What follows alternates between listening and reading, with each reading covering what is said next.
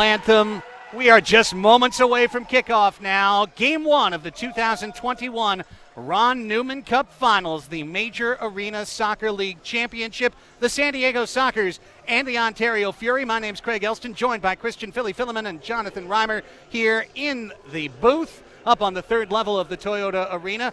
Meanwhile, down on the field, we've got twin sideline reporters. They're not related, but we've got a sideline reporter for each side. And let's start with the home team, the Ontario Fury, and let's go down to your better half. It's time for Panda Amanda Filliman.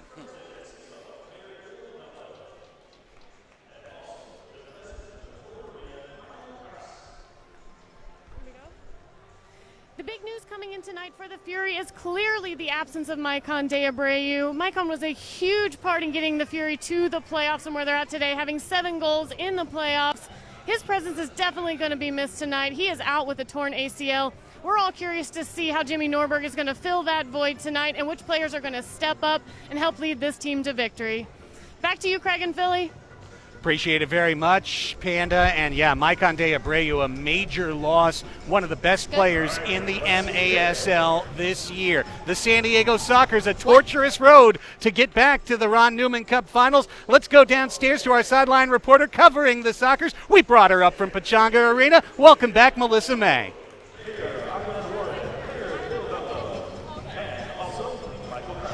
First off, Craig, what better time for a reunion than the Ron Newman Cup Finals, right? I think we can all agree that the ongoing theme for the Sockers this season has been heart. With all the roster additions throughout the season, having to worry about constant line changes, having to change practice fields on a regular basis, injuries, COVID sickness, and on top of that, having to play every single regular season and postseason game on the road. And yet, here the Sockers are in the Ron Newman Cup Finals for the first time since the 2013 season, with the added bonus of having San Diego's faithful in the stands. We'll see if San Diego fans can give the team that little extra boost of confidence to get that job done, get the W tonight, and bring the Ron Newman Cup one step closer back to San Diego. Craig, Philly, back to you. Melissa, so great to see you back on our airwaves, and we'll be hearing from both Panda and Melissa through the course of the broadcast. But it's time, boys. It's time to get to the game. The Fury, the designated visitors this evening for Game 1. They are in their road whites with the red-trimmed midriff, the white shorts, the white socks. They will run left to right across your screens as we bring you the camera view from the opposite side of Toyota Arena. Meanwhile, the Sockers in their home blue melting into gold on the midriff with the blue shorts, the gold socks. They will run right to left. It's Clayson DeLima, the goalkeeper of the year, in net for Ontario, making his 6th start of the playoffs, 4-0-1, a 555 goals against, a 667 save percentage. For the Sockers, it's Boris Pardo. Honorable mention all league. 2 games in the playoffs, 2-0, a 3.98 goals against average, a 640 save percentage. Our officials on the floor, Rich Grady, the official emeritus of the league, 29th season, 13th championship. Kia Depina, 19th season, 3rd championship. And we are underway. The whistle has sounded, the first of 4 15-minute quarters tonight in Game 1 of the Ron Newman Cup Championship. It's the Sockers and the Fury. Enjoy it, folks. We'll never see it again. It's time to get furious, ladies and gentlemen. And yes, the absence of Maicon de Abreu is a major factor, but we have to highlight the fact that Cesar Cerda is also a scratch for the San Diego Sockers. Cesar Cerda, a fantastic defender for the San Diego Sockers. First team 2021 All-MASL. He's leaving a big gap in the back line for the San Diego Sockers, Craig.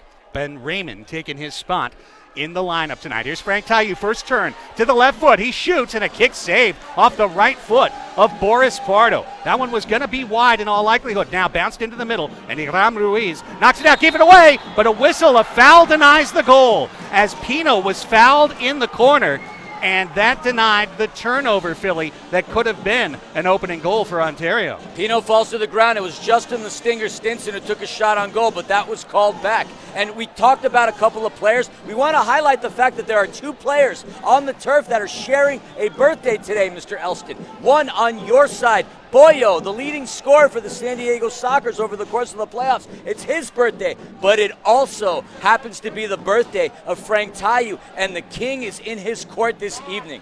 Yep, Frank Tayu turns 31 today, while for Pollo Yoram Ruiz, 33 years old, the veteran out of Hermosillo, Mexico.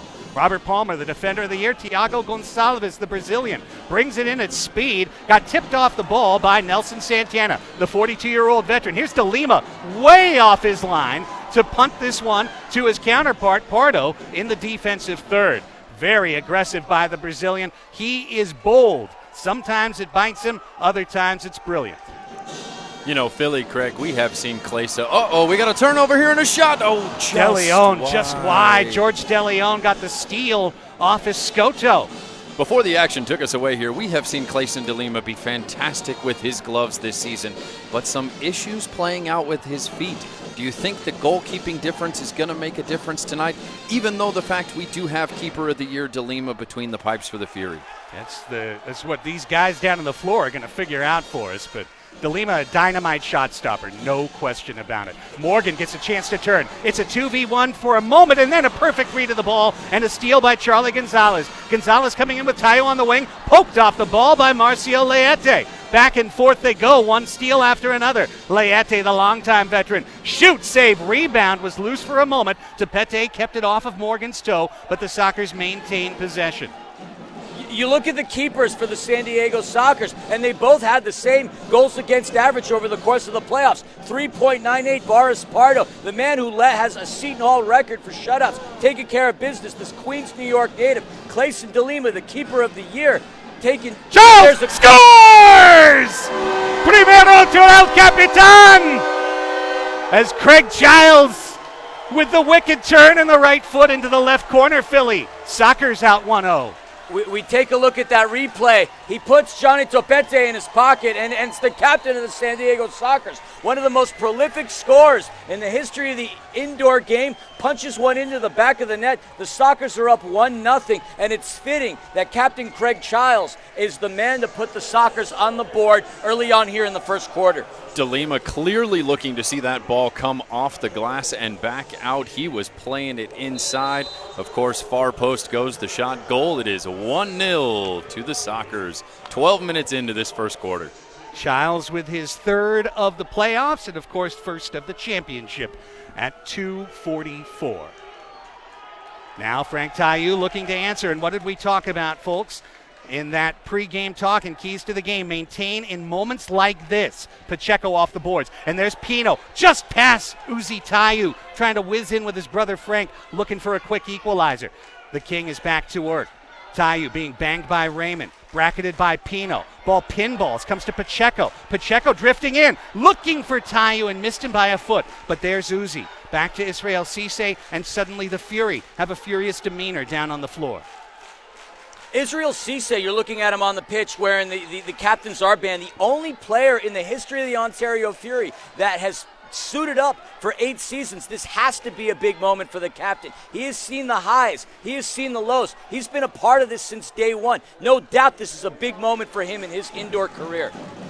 That was a giveaway that went wide, and now Boris Pardo with a chance to throw out. He's looking for Morgan. That went over 3 lines. Morgan knew he could not touch the ball. He had to give it away to Thiago Gonçalves. Now Jeff Hughes, the former San Diego Soccer, battle in front of the Fury bench. It's back to Robert Palmer. Berto making a run forward. 4th minute's off the clock, getting settled in here. Sockers have the first goal on Childs at 2:44 for the 1-0 lead.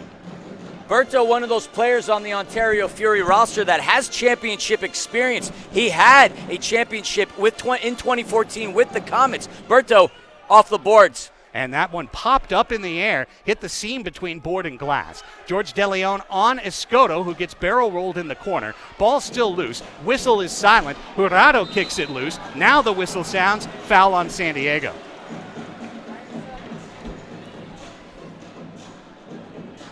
First free kick of the night, and it'll come from the right wall, just inside the yellow line. Gonçalves did not like that. Bit of sportsmanship right there between the two teams. Look, it's going to be a chippy affair one way or another. This is the finals. There are no friends. There may be friends off the turf, but on the turf, nobody's a friend here. Gonçalves kicks it back to Charlie Gonzalez. Gonzalez, the leading scorer in the MASL Ron Newman Cup playoffs. Tayu will shoot, and he will sky it. into the high netting. How about Charlie Gonzalez, though, Philly? 16 points in 5 games. I think there's almost no question that with any type of representative effort, if Ontario prevails, he should be the league playoff MVP. The number 2 point getter on the Ontario Fury is Frank Tye with 9 goals and 1 assist. That's 10 points. That's 6 points behind Charlie Gonzalez. And Charlie, over the course of the regular season, led in terms of points per game average with 2.5. He's upped his game to 3.2 over the course of the playoffs. He is the straw that stirs this cup of coffee for the Ontario Fury. Tepete with a little room to run. Bangs it off the glass. Tried to play the angle, and Boris Pardo, the veteran. You know, Jimmy Nordberg, prior to our first set of games here at Toyota Arena, told us that Chargo was what makes their engine go, that he was the one who drives this team forward. And yes, of course, birthday boy Big Frank is a big piece, but Chargo has proven himself to be absolutely essential in this Ontario attack. Well, you talked about the press, Philly, and the Ontario Fury showing that high pressure now up and down the field, trying to pressure to a turnover. Nestor Hernandez gets that turnover, slides it across the yellow line, but Brandon Escoto was there as a safety valve for San Diego. Now Morgan up the field with Escoto running the middle. Morgan with a touch to the right, gets to Escoto. Escoto scores! Churras on the board, and the Sockers up a pair in the early first quarter. Let's take a look at that replay once again. Heck of a run on that counter by the San Diego Sockers. Tavoy Morgan putting that ball in, and that ball just chips ahead of Clayson DeLima, and as a result of that, the Ontario Fury find themselves in a hole with 9 minutes and 16 seconds left to go here in the first quarter. The score is 2-0. And Craig, Tavoy Morgan, what an unbelievable acquisition the Sockers have had. Over the course of the regular season, in 3 games, he became what? The team's 6th leading scorer in a short amount of time. He's also making his presence felt here in the playoffs, all throughout the playoffs, and in game 1 of this final. That was a dirty, hellacious chip by Brandon Escoto, almost sinful in its seductive quality. Beautiful dime by Morgan to bring that in. We know offense was something that San Diego needed going into these playoffs, and the addition of Tavoy Morgan proving itself once again to be fruitful. So an early 2-0 lead. Furthermore, it appears that we just had a penalty, a yellow card on the Fury. Yeah. Clayson DeLima seeing a Tweety Bird, getting himself a yellow card here, again with 9 minutes and 16 seconds left to go here in this first quarter. I believe that was for kicking the ball away as it went out of play as he frustratingly fired it out of his own end. The Fury found themselves behind in the last series against the Kansas City Comets. They do have resiliency. Yes. Being down 2-0 isn't that big of a deal for this club. Yeah, they're basically in their office. They were down 3-0 in both playoff games in Kansas City, down 1-0 in the mini game. This one squirts loose for Boris Pardo to corral. Emotions always run high early in a championship series. The Sockers so far, their veteran presence has pushed them to 2 goals. Leonardo de Oliveira has some space in the middle for a moment, rolls to Felipe Gonzalez. Felipe playing in his first final. He had seen semifinal mountain as being something insurmountable in his career for so many years, getting there with Las Vegas and with San Diego, only to come up one step short. This is his first trip to the Ron Newman Cup Finals. Pollo with a head of steam. Pollo crossing. Cardenas with a left foot that just went high. Great vision by Pollo. Pollo had a heck of a pass, and that ball with some authority hit that back of the net, but restart and a goalkeeper kick for the Ontario Fury. San Diego Sockers coming out there really, really aggressively here in the opening half of this first quarter. In fact, this is the highest scoring first quarter the Sockers have had all season. For a team that averages about, so over the course of the regular season, they average, 4 and change. They up that in the playoffs by a whole goal. And at this point, 2 goals in the first quarter. This is a big deal offensively for the Sockers. You said it, Philly. The Sockers have been a team that if they get 5, you're in pretty big trouble. And they've got 2 already. Here's Pollo. Pollo off a steal. Pollo shoots. He scores! They let the chicken out of the coop early in Ontario. And Pollo's running free. It's 3-0. My goodness, it seems every San Diego shot finding the back of the net early. This is absolutely insane. We are just 7 minutes, 58 seconds left here in the first quarter, and it is already 3-0 San Diego. El Pollo Loco on the loose again. Who is this man? Over the course of the regular season, he barely He had 3 assists. He had 5 goals coming into this game, and all of a sudden this guy becomes an offensive weapon? Wow. The goal scoring is starting to get spread out for the San Diego Sockers. As a result of that, the Fury find themselves in a familiar hole, 3-0, with 7 minutes and 58 seconds left to go here in the first quarter. So a goal and an assist for Iran Pollo Ruiz in the first 7 minutes of this game. Let's take a quick break. We'll come back. 3-0 Sockers. This is the Ron Newman Cup Finals. Should have seen this coming. A stampede unleashed 55 years ago, built for freedom, power, and rebellion. And just when you think you know where they're going, they do something unexpected. Something that moves us all forward and holds nothing back. The all-electric Mustang Mach-E, the newest member of the family. Welcome to Ontario International Airport. Located in the heart of Southern California's Inland Empire, ONT is the travel hub for over 10 million residents and the perfect place to launch your SoCal adventure. If you're planning a theme park visit, a beach vacation, or a retreat into the mountains, ONT is in the middle of it all. Visit us and find out why ONT is becoming the world's airport of choice by caring for what matters most, you.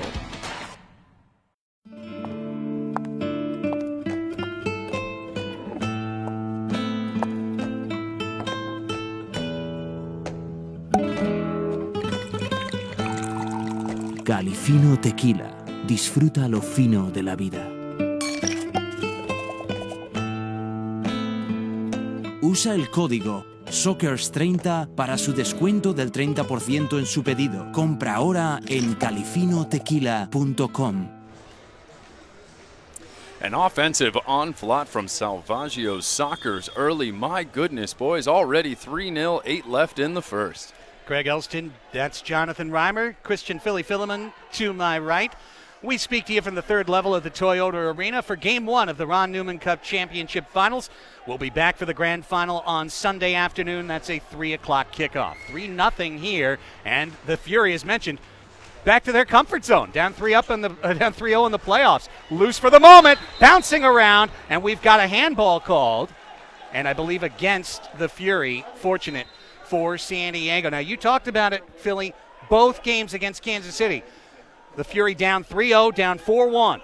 So nobody should be turning off their Facebook feed right now. No, of course not. This is going to be a competitive matchup. The Fury, this is familiar territory for them. They have seen themselves in this position, and they have pulled back. Championship teams may have the talent, but what propels them to the next level is the mental toughness. And they had that over the course of the series against Kansas City. And playing here in their home in Toyota Arena should be no different. We see a shot there by Justin the Stinger Stinson. That man shoots that ball with authority. And almost had one on net. Under 7 to play in the first quarter now. 3-0 San Diego with the edge. Here's Charlie Gonzalez creeping in and taking the measure of his man, Gerardo Jurado, in front of him. Now Israel Cisse. Cisse back open is Chargo. His shot kicked out. Pardo was there on the ground. Gonzalez again gets the step, puts it in the middle. There's another kick save. Boris Pardo using those size 12s to great effect in the early action. For the Fury to get back in the game, they need to continue to do what they are doing, and that's pressing the ball and peppering Pardo as much as we know that they can. Cisse stepping over and toe poking. Went for the deceptive shot there. Right now the Sockers are bunkered in and the Fury are on attack. Chargo, stop and go moves. So delicate with the ball. Over to Nestor Hernandez. Give and go. That one blocked on the log roll. Christian Gutierrez. And as Cisse took a tumble, Nestor Hernandez recovered the pelota. 9 minutes done and 6 left in the first quarter. Cisse on the look. Sockers haven't touched the ball except in a pinball in the last minute plus. Gonsalves, who served De Lima's 5-minute yellow card, is back on the floor. the Sockers have shown that they can go up and they can withstand an onslaught. In that last game against the Florida Tropics, when it came to shots, it was 40-16. It was Van Zella between the pipes there, but they still have an unbelievable stonewall keeper in Boris Pardo. Pardo over to the longtime Wave captain, Marcio Leite, his first season here in San Diego, loaned by the Wave. Didn't score a goal in the regular season, scored a big goal against Tacoma. What he does bring, though, is championship experience. You cannot count him out, and you cannot overlook him as a player on this turf. No, he's one guy that's going to stay calm and steady all the way. Here comes Leite. Giles and Uzi Tayu on the man mark. Leite tried to jump in on that loose ball. Pacheco squeaks his way in between a pair of men in blue and gold to come away with the ball for the Fury.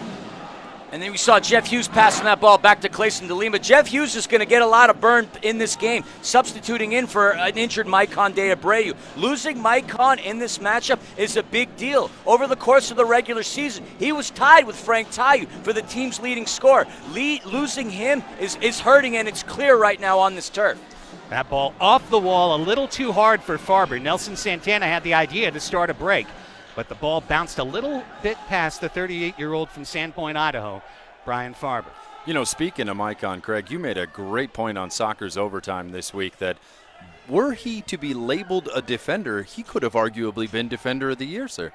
Yeah, they changed that on only the awards ballot. Still listed as a defender, even in your Ron Newman Cup championship notes, as this shot is blocked by the Sockers off Charlie Gonzalez's toe. DeLima, again, way out of his net.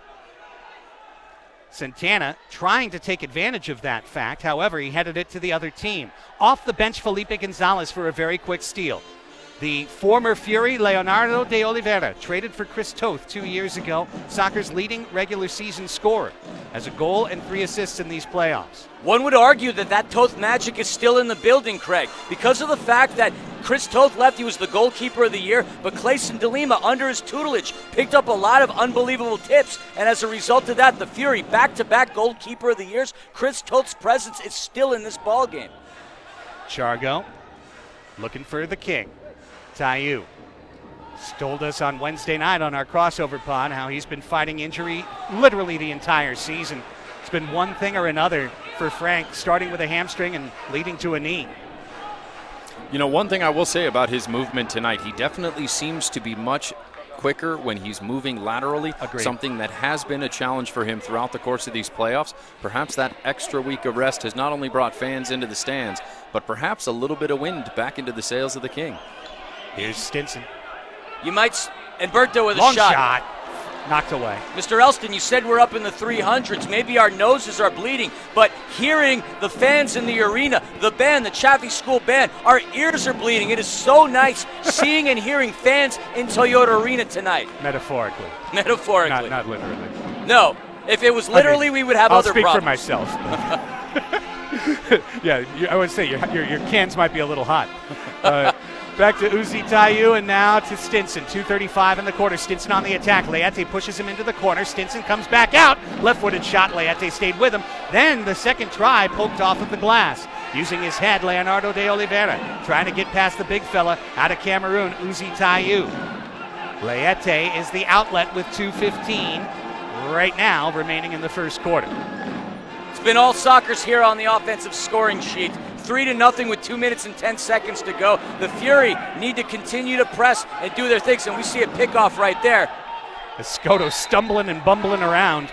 The foul is called against the Ontario Fury.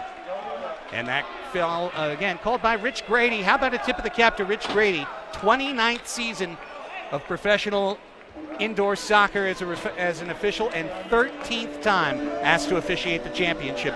Got to feel confident on the whistle with Rich Grady here in the house. They're only going to put the best in a matchup like this, and the best is officiating on the turf right now. Under 2 in the first quarter. Here's Giles, who got the scoring started. Heads it back to Escoto, who added to the scoring. He had goal number 2.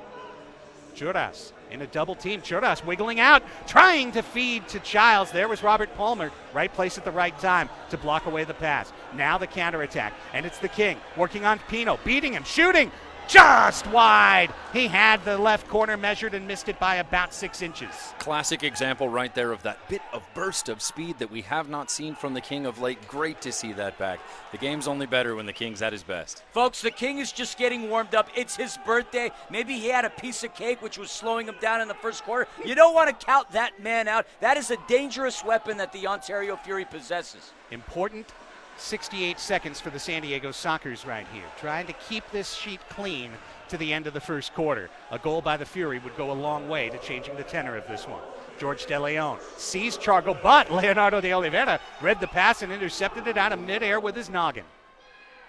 The final 50 seconds. We're in minute 15 of this one. We'll play 60 unless it's tied, then we'll play more. We got a Raymond on the turf. We got a Raymond up here in the booth. We got Raymonds everywhere here at Toyota Arena, folks. It's Raymond. Gonçalves. Hallelujah. 30 seconds in 1 second. In what feels like the longest first quarter ever. Excitement nonetheless. De Leon looking for Nestor. The question is, will we have a Superman sighting? Will Nestor Hernandez pull up that jersey? The story is yet to unfold. 13 seconds. Gonçalves! Big save, Pardo! That ball had some mustard on it. Let's take a look at that replay again. Berto de Gonçalves. Pardo gets his hands on it, deflects it off the boards. That was a golden opportunity, and the buzzer expires here in Toyota Arena as the San Diego Sockers go into the second quarter up 3-0. Fantastic first quarter, action-packed, and with that, we'll go ahead and head to break, powered by Ford.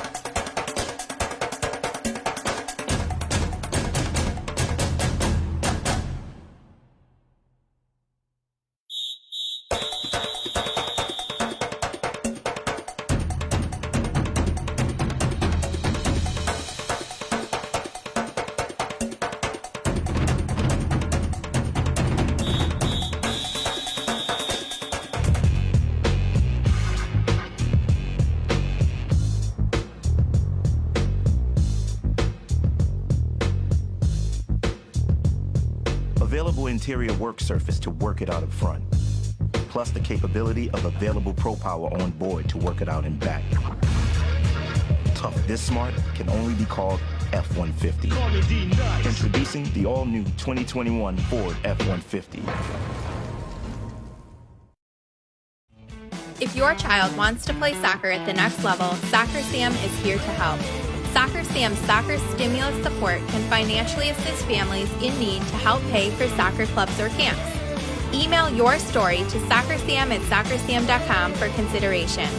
Don't let financial hardship deter soccer development. Tell us why you are a deserving candidate for the Soccer Sam soccer stimulus support. Email soccersam@soccersam.com today. Feel the kick. I don't want to think anything about that club right now. Craig Elston, Christian Philly Filliman, and Jonathan Reimer back with you live from Toyota Arena. 3-0, the Sockers lead the Ontario Fury. Game 1 of this best-of-3 Ron Newman Cup Finals Series for 2021. And we want to say a special thank you right now to Soccer Sam, who has graciously allowed this broadcast to be free to everybody. Of course, MASL this season, Philly, with no fans in the stands for most of the season, went to a pay-per-view model for all of these owners that have sacrificed so much, these players, to put some money in their pockets.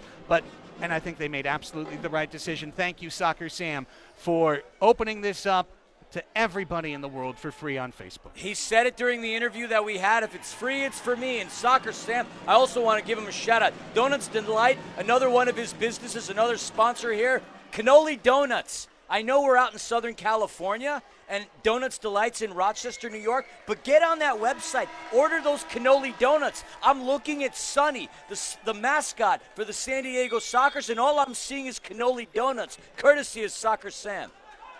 Second quarter's underway. Two teams switch sides. And the Sockers will be running left to right, and the Fury, here they come, right to left with Nestor Hernandez. Hernandez on the left wing, Uzi front and center. It's Stinson on the right wing. Bangs it to the back door! Nestor had the goal on his toe. Nearly a Superman sighting. That was really close. If we get an instant replay, we could see how close that was. That was an arm hair away of a goal for the Ontario Fury. Play still on for the moment. Pollo gets it out, and Cisse battles him to the foul. So close for Nestor. Let's take a look at that once again. Nestor Hernandez just misses. It's a game of inches, Craig Elston, and the inches didn't go in favor of Nestor Hernandez.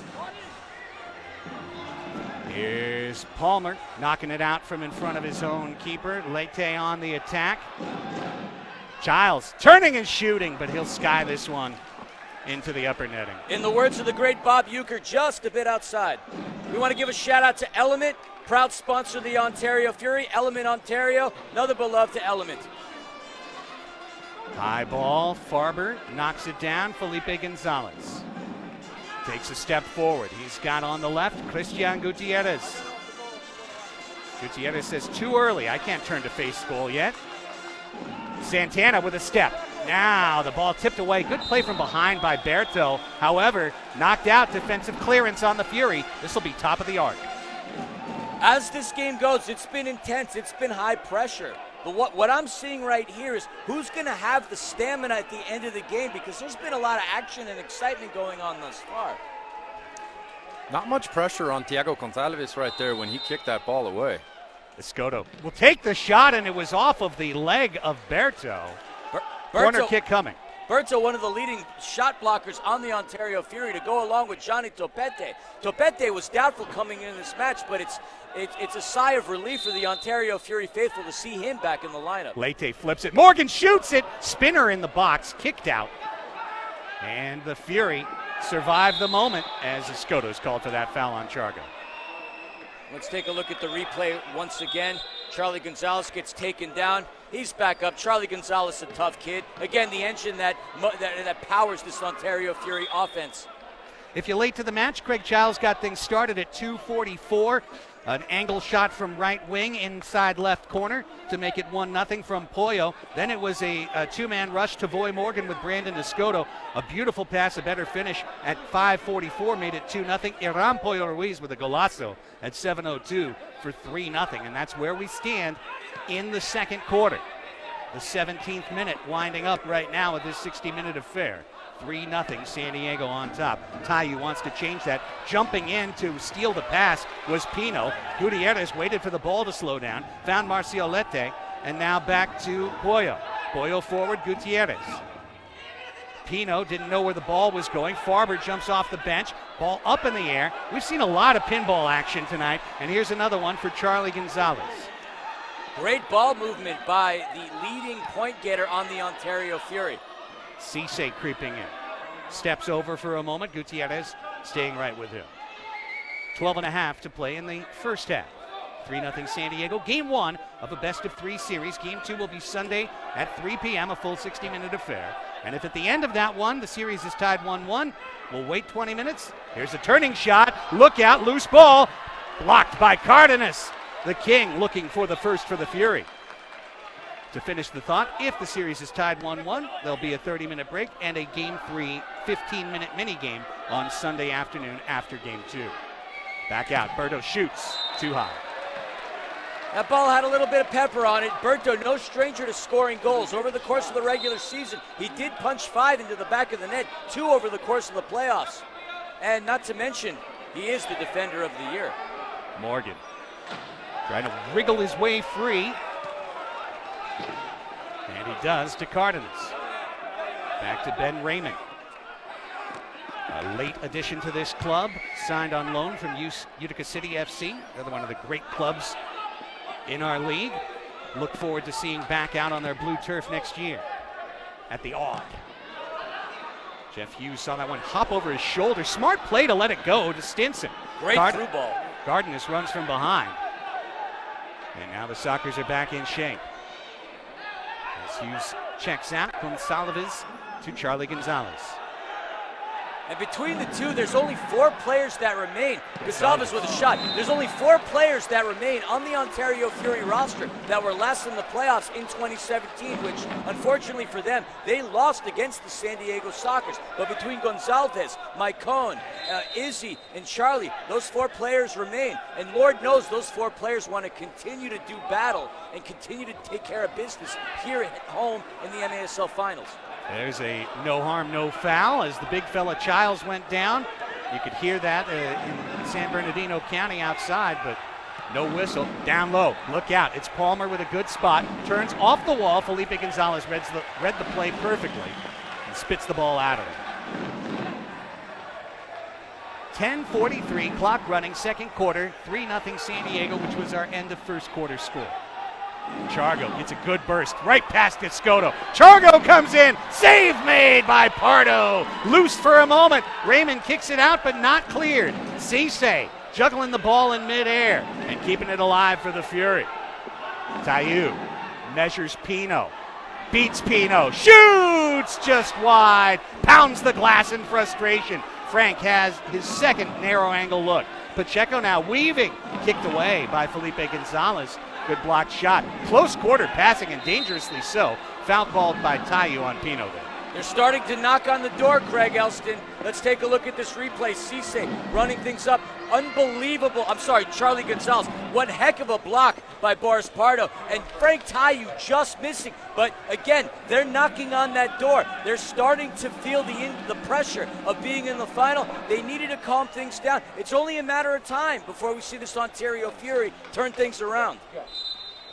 You say it many times in this sport, guys, but I think next goal is pretty big. Here's Tavoy Morgan. Did a great job to hold off Palmer there.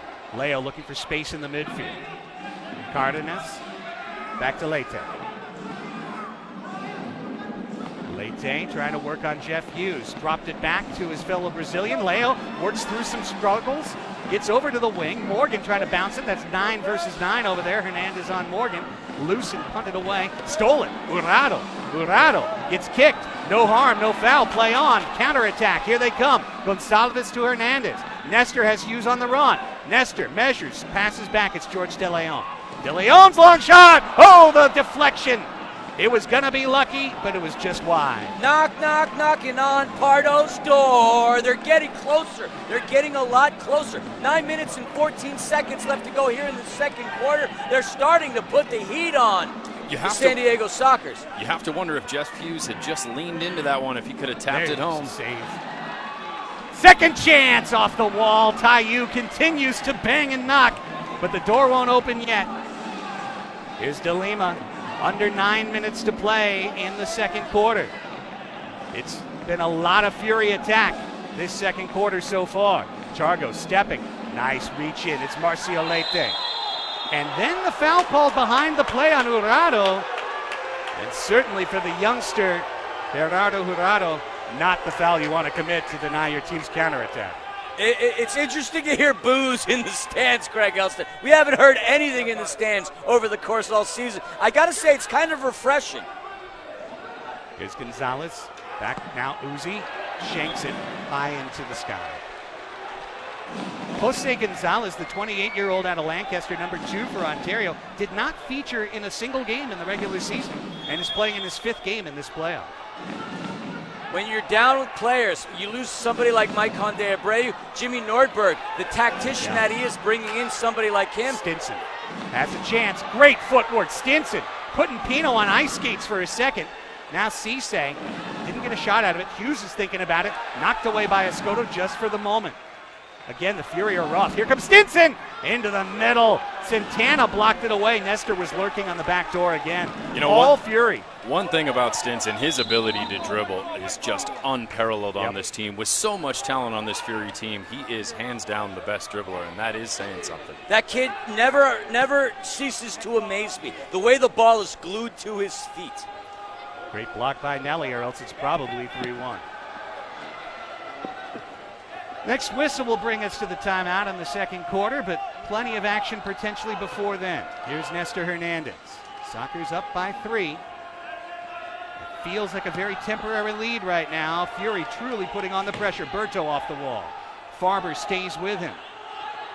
Now back out, Gonzalez We scores! got a goal! Thiago Gonzalez ends the goose egg for the Ontario Fury. 3-1. Let's take a look at that replay once again. Berto off the boards, having the ball against Brian Farber. There's an unbelievable rocket, a Brazilian bombshell, and all of a sudden, that is the momentum. That is the goal that the Ontario Fury needed to get back into this game. What a rocket, passing through the polyurethane. 3-1 right now with 7 minutes and 26 seconds left to go here in the second quarter. And with that, we are going to go ahead and head to our first time out of the second quarter.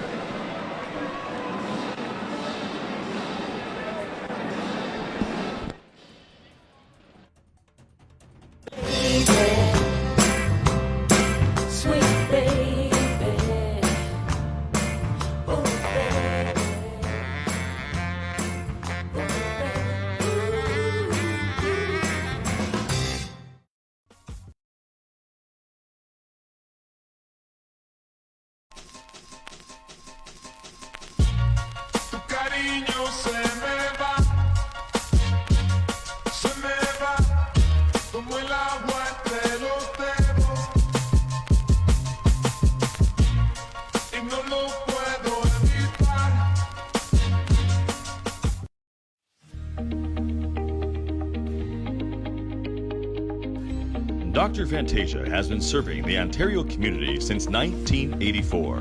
Dr. Fantasia and his clinical staff are the official chiropractors of the Ontario Fury. Their expertise is in the treatment of spinal, joint, and muscle conditions associated with sports injuries, auto accidents, and slips and falls. His clinic, United Chiropractic Health Center, provides chiropractic, acupuncture, oriental medicine, therapeutic and relaxation massage therapy, and non-surgical spinal decompression for the treatment of herniated slip discs.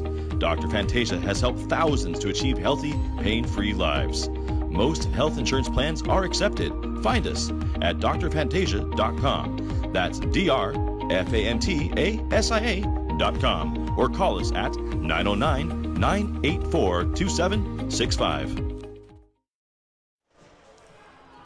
Well, Craig called it. The next goal was going to be huge, is it not, Philly? That's exactly what I was going to say. Robert Palmer with the assist, Thiago Gonzalez with a bomb, and all of a sudden, now we've got ourselves a ball game. 3-1. Very important goal, wouldn't you say, Mr. Elston? Indeed it was, and the Fury aren't going to be satisfied with one, kind of like opening up that box of Pringles, you know? You can't stop with one. Oh. They want multiple goals. Once you pop, you just can't stop. Lete back to Pardo, and again we see that Fury pressure, which is Uzi Tayu not only gets a foul, but also is now part of Tavoy Morgan's wardrobe. Taking a look at that replay once again. I couldn't have said it better. Being part of his wardrobe, I mean, that might be the comment of the night thus far, Mr. Elston. Lete back to Pardo as the Sockers probe for some sign of weakness. Tayu takes the tumble, and this time it's Childs who gets the foul. Last time it was Uzi knocking Craig over, and there was no whistle, and Childs made a point of that right there. So wait a second, I thought we were allowed to knock each other over. A lot of respect for these two individuals, but when you're on the opposite sides of the club, hey, anything goes. 3-1, 6:45 left in the first half. And again, the Sockers in that defensive crouch. They haven't seen much of the ball this quarter at all. It's Tayu working on Pino. Back to Gonsalves with that beautiful goal. Off the wall, kicked by Palmer, still loose. Pardo couldn't touch it, or else he would have gotten a blue card in the shootout. Back to Pacheco. And the Fury maintain possession. Another burst. It's Chargo. It's Chargo again. Stops the ball. Rings it out. It's Gonsalves.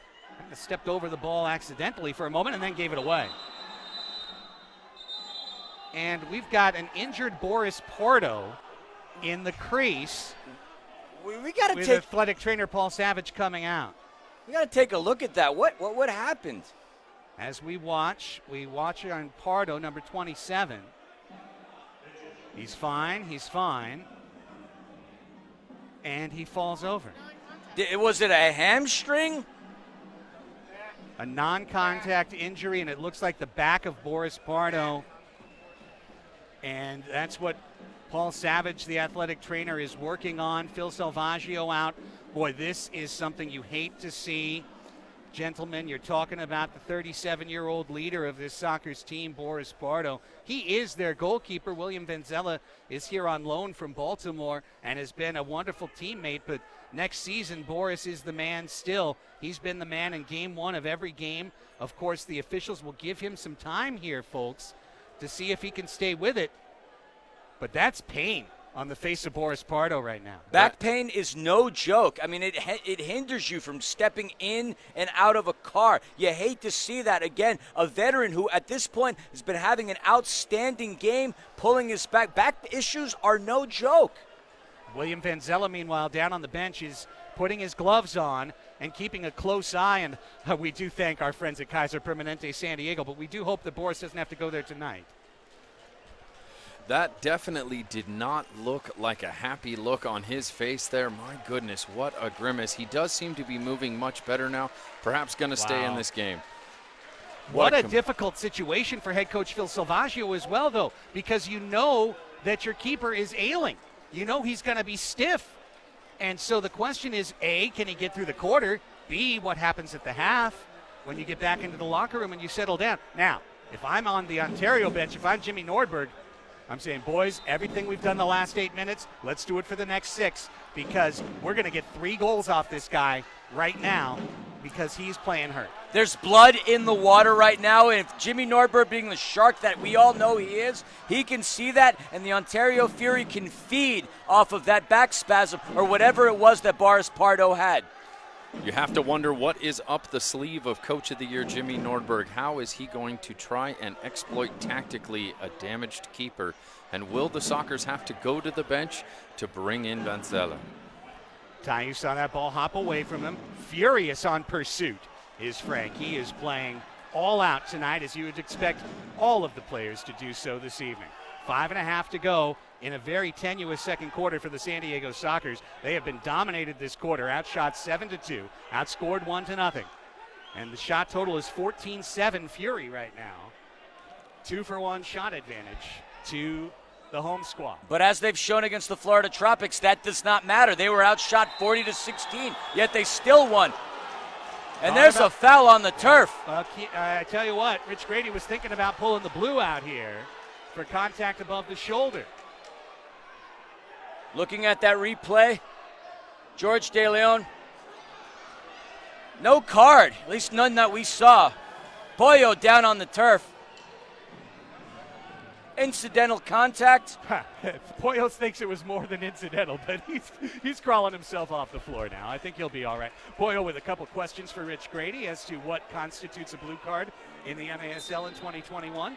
Meanwhile, Boris Pardo behind the play just walking around and I think just hoping that his back doesn't spasm again. Interestingly enough, no Morgan. cards. Morgan in on goal. His shot was wide of right post by about 3 inches. Counterattack opportunity and a good one. Here comes Stinson Leite. Jumps in on the steal at the yellow line. Cisse steals it from Morgan. Back on. Cisse stepping. Leo dispossessing for a moment. And Morgan comes away. Back and forth they go. Where they stop, nobody knows. It's Leonardo de Oliveira. Oliveira off the wall looking for Morgan in the ball. Karam's past everybody and free.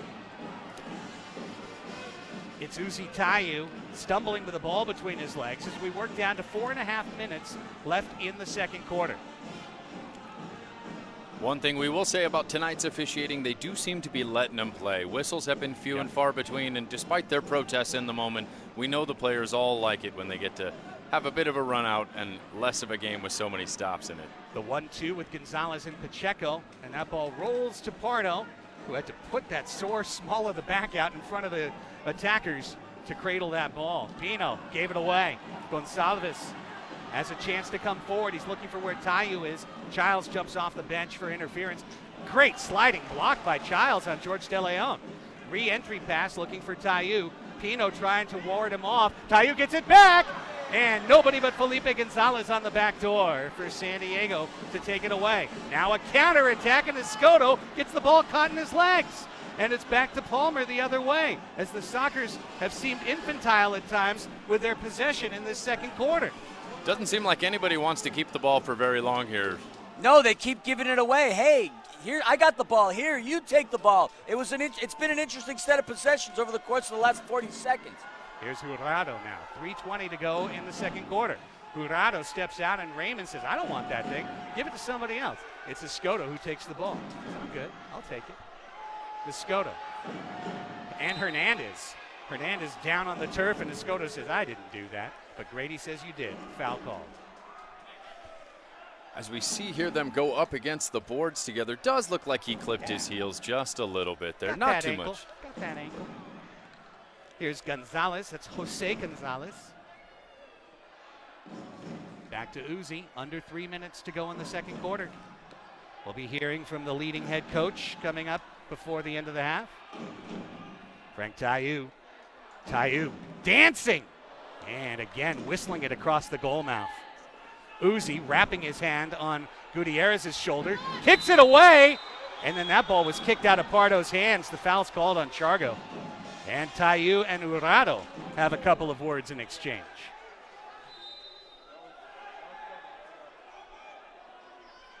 Meanwhile, the ball was in the corner, and Grady said, somebody's got to kick this. And the Sockers just give it away. A mystifying lack of possession or attempt of such by the Sockers in this game. Here is Cardenas with Taillou, menacing, shooting and blocked. 2:20 to play in the second quarter. DeLima all the way up to midfield. And Cisse will repress the attack. Taillou turns. Taillou chipped away. Cardenas again. Leo trying to get a step. There's Cisse on the floor to take it away. Veteran leadership, veteran experience made that play happen. Good hustle by the Ontario Fury captain, Israel Cisse. Here's Hughes on the Fury logo. Back to Gonsalves. 2 minutes left in this first half. Gonsalves. Now Chargo. Back to Uzi. And Stinson. Raymond's going to have a tough task here. Stinson jonks out to the right. Gutierrez steals it. He looked up to see if he could chip DeLima. He's going to hold the ball and probably give it away. Now he gives it to Jurado. Back over to Gutierrez. Sockers have gotten 3 passes strung together and now 4, and this is a quarter's high. With 90 seconds left, it's back to Pardo. Pardo finding Leite. Those passes back to the keeper definitely seem to be working. It's can they get that offensive momentum moving forward that has been the challenge in this quarter. Open man. Morgan chips it. Pino heads it in. And just like that, as Jonathan Reimer asked for it, Pino delivered it. 4-1 San Diego. A huge goal to close the first half. And you got to give all credit to Marcio Leite. He made that play happen. Couple of passes here and there, and just like that, the Fury find themselves down 4-1. That was an outstanding play, outstanding effort by the San Diego Sockers. 1 minute and 14 seconds left to go here in the second quarter. We're looking at that again. Leite passing the ball over to Voy Morgan. He passes it back. Pino pouring himself a glass of wine right there, and all of a sudden, 4-1 for the San Diego Sockers. Definitely looked like Ontario was not expecting any of those passes to connect as they just allowed their man a little too much space there. Too easy for the Sockers there. 4-1, back to a 3-goal lead for San Diego. And I'll say it again, a critical minute right here because this is where the Fury shine, is after the opponent does something. Nestor off the wall. That one hit the shoulder of Pardo. Still loose. Loose in the corner. Body's flying. Off Grady's leg. Still loose. Pacheco. Nestor shoots. Saved by Pardo. Well, 50 seconds. Any questions about whether the back is functioning were answered right there. Great movement to his side to get a hand on that shot. Nestor. 2 men bracketing him. Ball still loose. Poked by Nelly. 40 seconds. And the Fury maintain the attack. It's over to Chargo on the left side. Taking the measure of Pollo. Beating Pollo. Beating him stolid. Pollo got back, but the whistle, that's the right call. Pollo had his hand on the arm, had to call that foul. And now a big free kick. 28 seconds left in the quarter. Great to see him play the advantage there, and ultimately when it resulted in nothing, blow the whistle and bring it back. Absolutely the right call. I agree, Craig. Here's a huge free kick. Gonsalves and Taillou will be down manning the posts. Chip looking for Gonsalves. He heads it. Kind of got it off the side of the dome. Again, pinballing. This ball stays to the Fury's toe. 20 seconds left as Pacheco dug it out. However, a loose pass Stinson will have to run down, and the clock's to 15 now. The final seconds of the half. Here is Christian Gutierrez. Just loops the ball. Farber stepped in at the right moment. Gonsalves was lining it up out of the air. Now one more try, and Pardo hangs on to it as the half comes to a close. Quite the shot by Justin Stinson. Pardo showing that Queens School of Hard Knocks effort, making that save. Again, to echo the words of our broadcast booth partner, Jonathan Reimer, his back seems fine. 4-1 going into the half. A very important answer for the San Diego Sockers at the end of that quarter. It was 14 minutes of domination by the Ontario Fury in the quarter. They owned that second frame until, as I was joking, Jonathan, about, they won't connect 4 passes. I believe it was about 15 connected to Pino's head. The old broadcaster's curse. You call a team out for being unable to accomplish, and lo and behold, there they are, able to regain that 3-goal lead. And despite the Fury having the majority of the possession, they come out of the half unable to climb back into this game significantly. Let's go down to the floor right now. Melissa May is standing by with Sockers head coach Phil Salvaggio. Feel weird with this. All right, Coach Salvaggio, you were 0-2 against the Fury in the regular season. How did you change up your game plan to prepare for tonight's game? Well, it's the playoffs, so everything happens in the playoffs. Everybody plays their best they can, so it's a playoff game. How does it feel to be back in the Ron Newman Cup championship game? It feels great. I'm loving every minute of it. Thanks to Jesus Christ, our Lord and Savior. Thanks, Coach. Back to you in the booth. Thank you so much, Melissa. Can somebody get Phil a lozenge, please? Salvaggio has lost his voice, and there's 30 minutes left in this one at least. Halfway done, but that's only half the story. The Sockers lead the Fury 4-1, game 1 of the Ron Newman Cup Finals. When we come back, the halftime show, a very special video tribute to Joseph the Jet Kyrell, all the highlights and stats, and then myself, Philly, and Jonathan will be back with third quarter action. The Sockers 4, the Fury 1. It's the Ron Newman Cup Finals on Facebook.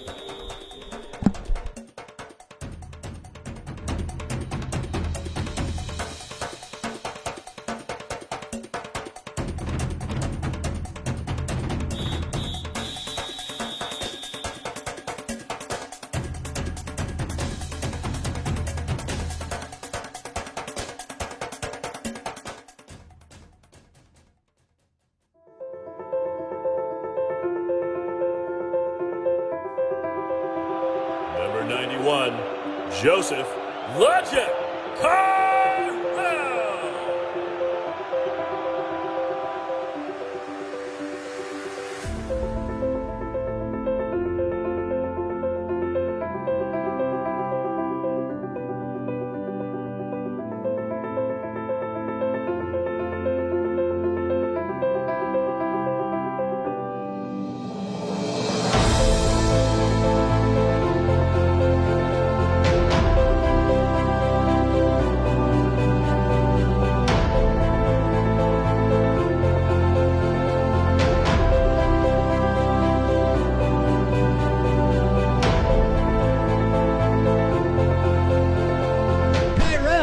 Kyrell got good contact, sliced it a little bit with the right foot.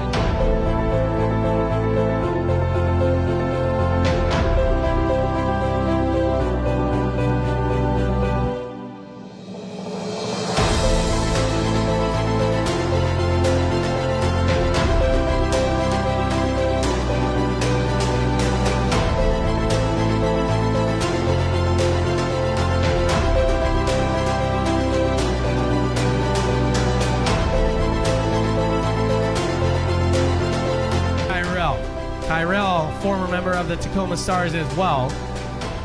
Gonzalez with the left foot!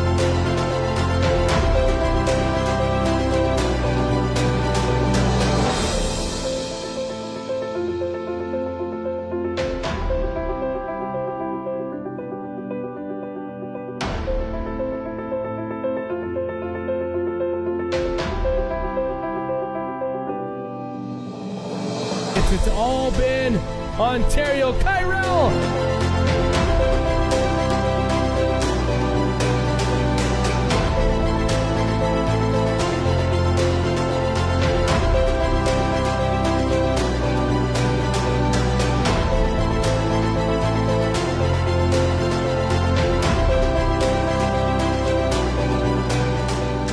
Kyrell on the turnover. Steers it to Frank Tayu near side. took a deflection.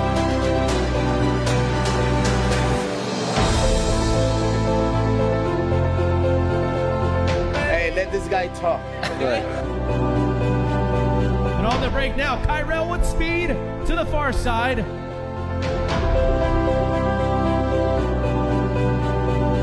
It was good playing against my old teammates. Unfortunately, I had to leave early, but my boys carried the way. You know, they saw it to the end, and we came away with the victory.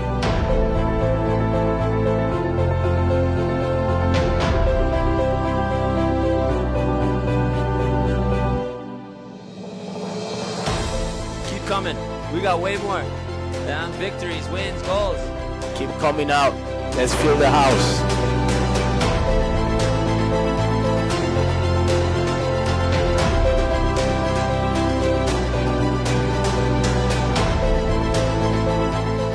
Does have Kyrell right down the middle. And that's buried and finished from Kyrell.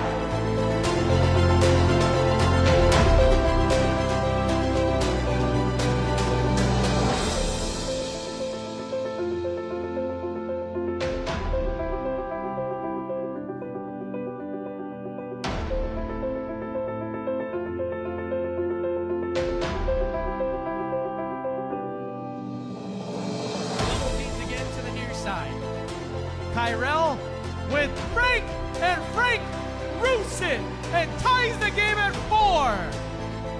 How about a hat trick of assists for Kyrell?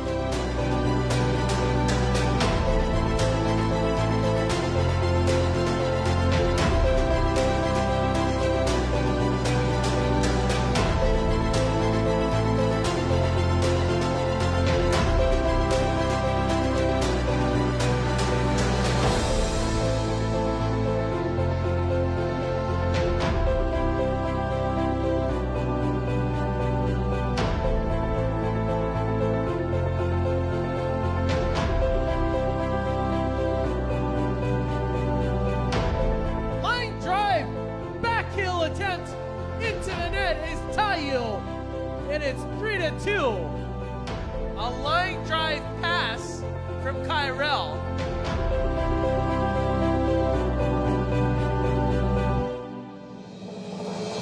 Collect around one man. Maintaining possession, Charlie Gonzalez. Thank you, Kyrell. Another goal for the home team. And it's 4-0 here in the second.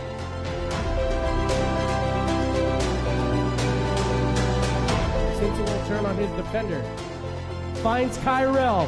Plenty of room. And he finishes with a clinical touch. Kyrell makes it 2-0 Ontario.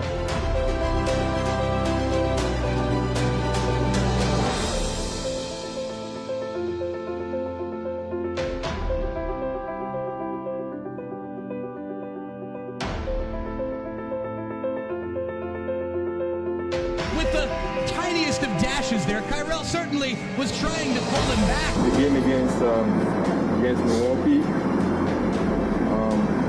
I just passed him the ball and he missed the breakaway and I was furious. And I passed him the ball again and he scored and I remember all the boys just jumping and was full of happiness.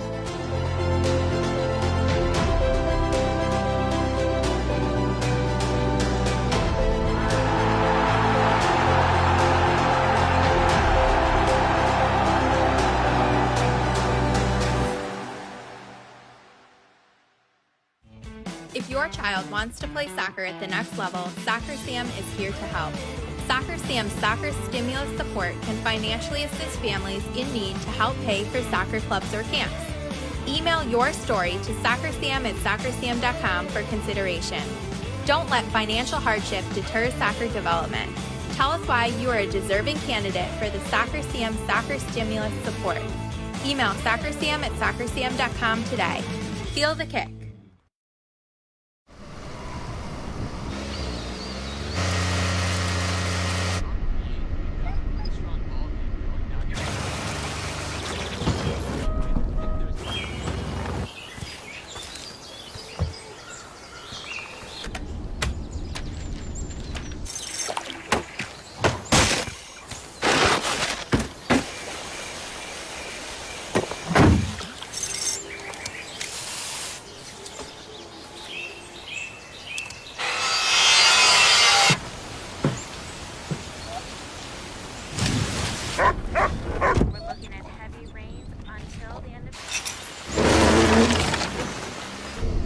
Whatever you want to do out there, we've got the truck to get it done.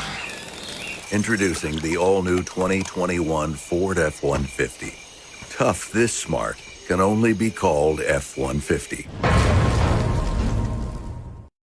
Welcome to Ontario International Airport.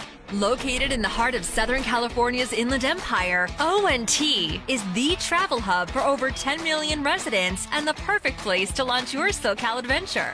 If you're planning a theme park visit, a beach vacation, or a retreat into the mountains, ONT is in the middle of it all. Visit us and find out why ONT is becoming the world's airport of choice by caring for what matters most, you.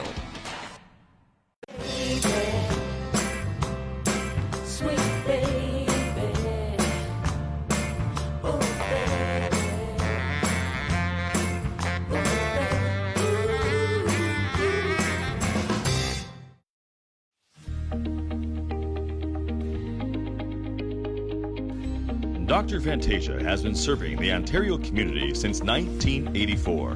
Dr. Fantasia and his clinical staff are the official chiropractors of the Ontario Fury. Their expertise is in the treatment of spinal, joint, and muscle conditions associated with sports injuries, auto accidents, and slips and falls. His clinic, United Chiropractic Health Center, provides chiropractic, acupuncture, oriental medicine, therapeutic and relaxation massage therapy, and non-surgical spinal decompression for the treatment of herniated slip discs. Dr. Fantasia has helped thousands to achieve healthy, pain-free lives. Most health insurance plans are accepted. Find us at drfantasia.com. That's drfantasia.com, or call us at 909-984-2765.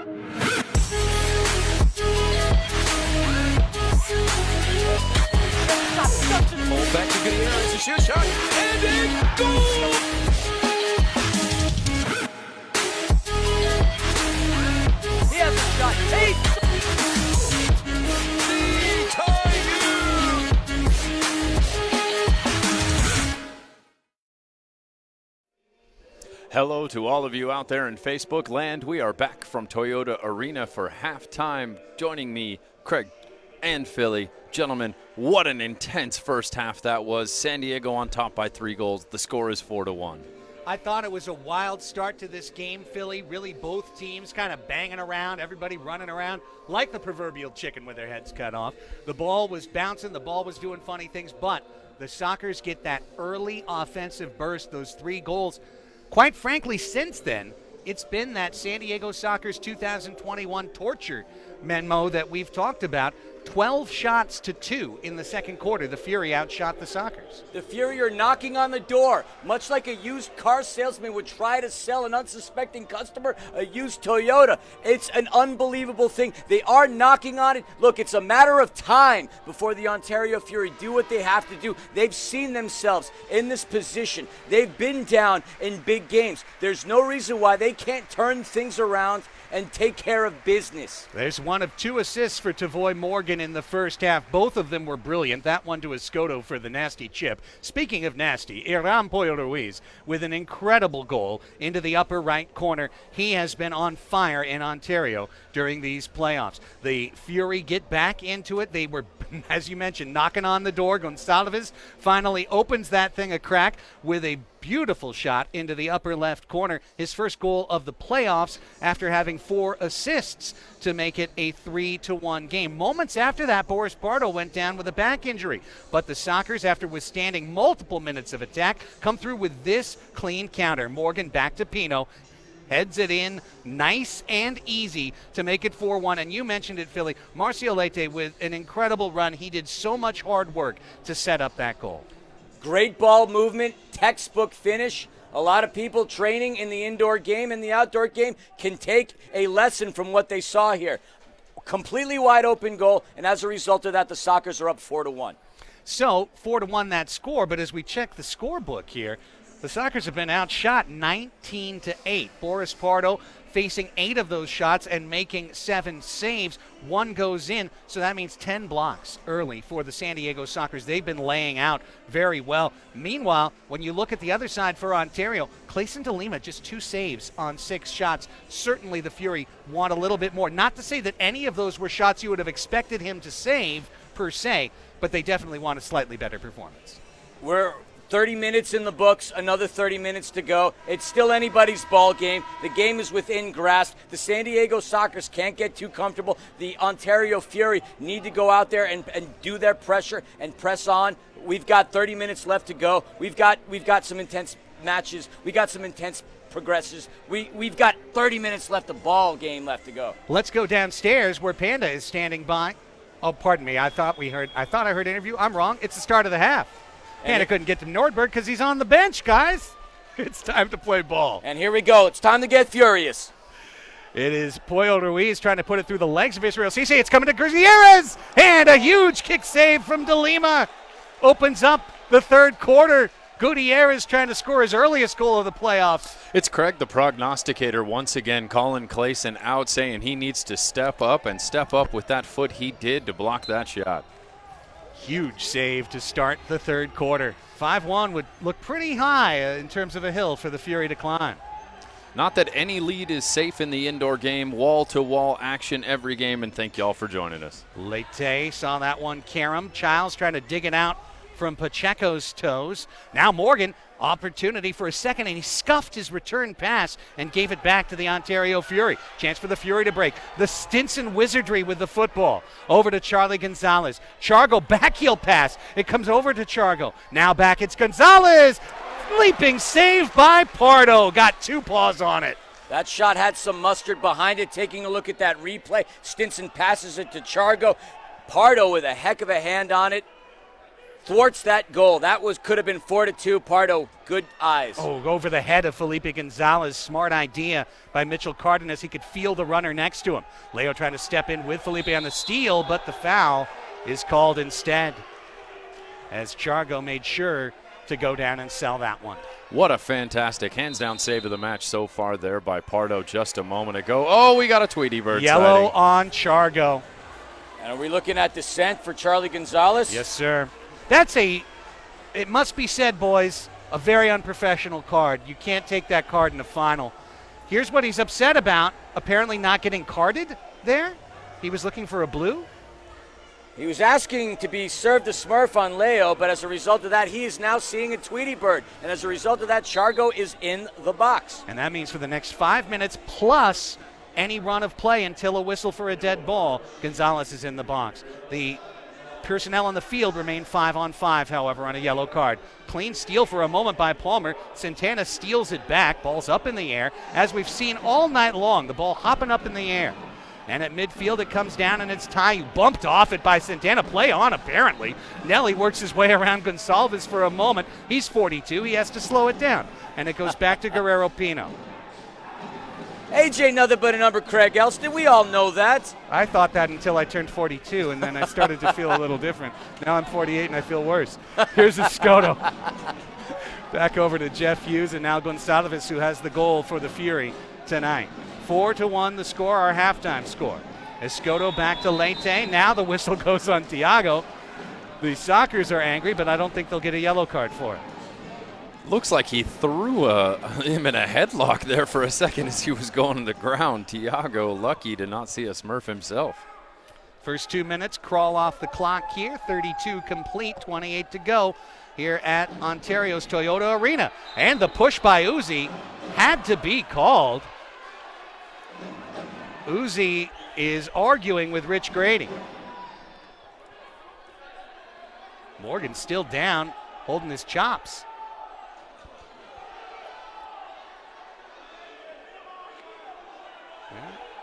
Could be some contact to the face. Now it's just going to be a free kick for San Diego, no blue card. But the Sockers do get, and this is their first of any sort, a free kick in this evening's game. A left wing try just inside, about 3 feet inside the yellow line. Giles, the man with a booming shot. He'll just take it, kicks it right into the wall. And Marcio Leite is there to recover for San Diego. Leo trying to turn. Leo to the left foot. Leo stutter stepping in space. The only man who can successfully navigate a triple team regularly, Leonardo de Oliveira. Here comes Leo, space in the middle. Leo's going to line it up! He hit the right post and it caroms in! 5-1! I think that hit the inside of the post on the first shot, boys. A true golazo from de Oliveira. We got to take a look at that replay once again. From beyond the yellow line, let's take a look once more. Leo clearing himself some space from the Ford logo. Sweet Margaret. That has to be the goal of the playoffs. That ball had some mustard behind it. Call it some sriracha. And just like that. Oh, we've got a challenge flag thrown on the field by Jimmy Nordberg. And what's the challenge? A foul before the goal? That's one of the hardest things to prove. Leo's there. The ball's in. What's the challenge? Couldn't tell from that angle. By the way, goals are not challengeable. Those are reviewed by the officials. Goal or no goal is an official's call and not a call for review.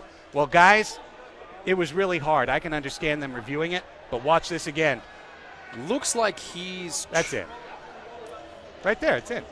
No question about that. That's a goal. I think Leite might have had some That's the back hands post. high up prior to this. I think Jimmy might be saying that there was a foul as the ball came out to the top there. Well, he just set a prior screen. to this. Looks like he had set a screen, giving Leo all that All right, space. let's watch Leite. Right here. Let's watch Leite. What, you could call a pick on that? No chance. That will not be reviewed. It's a goal. And the Fury have lost their challenge and have no more challenges for the game.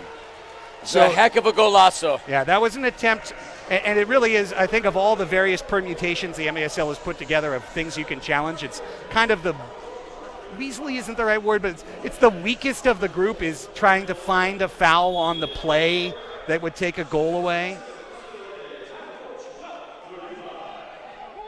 Yeah, Leite, they went after Leite. They went after him and failed. We saw it. It was a gentle nudge. That was definitely not a foul, and it is definitely 5-1 on Leonardo de Oliveira's second goal of the Ron Newman Cup playoffs. And now a steep hill for the Ontario Fury to climb. But the great news is for the Fury, 27 minutes left. Plenty of time for a team that averages 7 goals a game. They found themselves down 4 against the Kansas City Comets, yet they still found a way to claw themselves back into the ball game. Still plenty of time for them to do so again. Gutierrez blocks that shot from Taiyu. And the over-the-head try by Berto. But Pardo was there. Swings it out, looking for Childs, his longtime teammate. Childs was trying to send it back to Raymond. And now Gonzalez will have to play it all the way back to Boris. Sockers want to deflate the ball now for about the next 5 minutes. And if they do so, they might just deflate the Fury. Now, I'd like to note, once again, for MASL viewers, or maybe some folks who aren't regular viewers in this 2021 season, this is a highly atypical 2021 Sockers game. Sockers up 4, that's not a thing that's happened this year. Here's Stinson. Stinson off the wall, looking for the back post, nobody home. Gonzalez ripped it off the boards, loose for a moment to Nestor, dug out by San Diego. An abnormal offensive output, but typical defensive dominance. San Diego, arguably the best defensive team as a unit on the season. Once again showing that prowess tonight, holding the Fury to just 1 goal so far with 10 minutes to go in the third. Jurado to Cardenas, who has the whole left side to explore. Now Morgan with 2 assists tonight. Quick chat with Phil Salvaggio on the floor, and he was saying before the game, this is Morgan's first big game of his career. He was wondering what kind of performance Tavoy would come up with tonight. Well, the first half answer is a multi-point game. 2 big dimes for him so far. What an addition he has been to this San Diego team. The timing could not have been better going into the playoffs. There have been a lot of Harrisburg Heat players that have made their impacts on the regular season as well as the playoffs. One would wonder, what is that team going to look like going into next season? Nelly. Well, that's an excellent question for the Healy family to answer. There's a foul called on Ontario. A very physical game. We expected that. A somewhat scattered game in the early going, and I think we all expected that as well in a championship with 2 rivals. Everyone's energy is on 20 out of 10. Not to mention the 2 weeks off with the extended week here to make sure that we would be open to fans here in Ontario, California. Perhaps a bit of rust we saw in the passing game early on. There's Nestor. Banged it off the wall, and Leo was there. Leo tried to be super smooth with the ball right there. Hughes digs it out for a moment. Christian takes it away. Loops one forward, looking for Poyo. Poyo with a half step. Poyo working on Hughes. Develops space for Leo off the right post. Leite wins it back for San Diego. 9:15 to play in the third quarter. The Sockers with a brilliant start to this frame on Leonardo de Oliveira's rocket goal from behind the yellow line. See the replay there. Leo just missing outside. Leite working through 2 defenders and back out to Poyo. Cardenas with under 9 to go in the third. Escoto has some clever ball fakes of his own.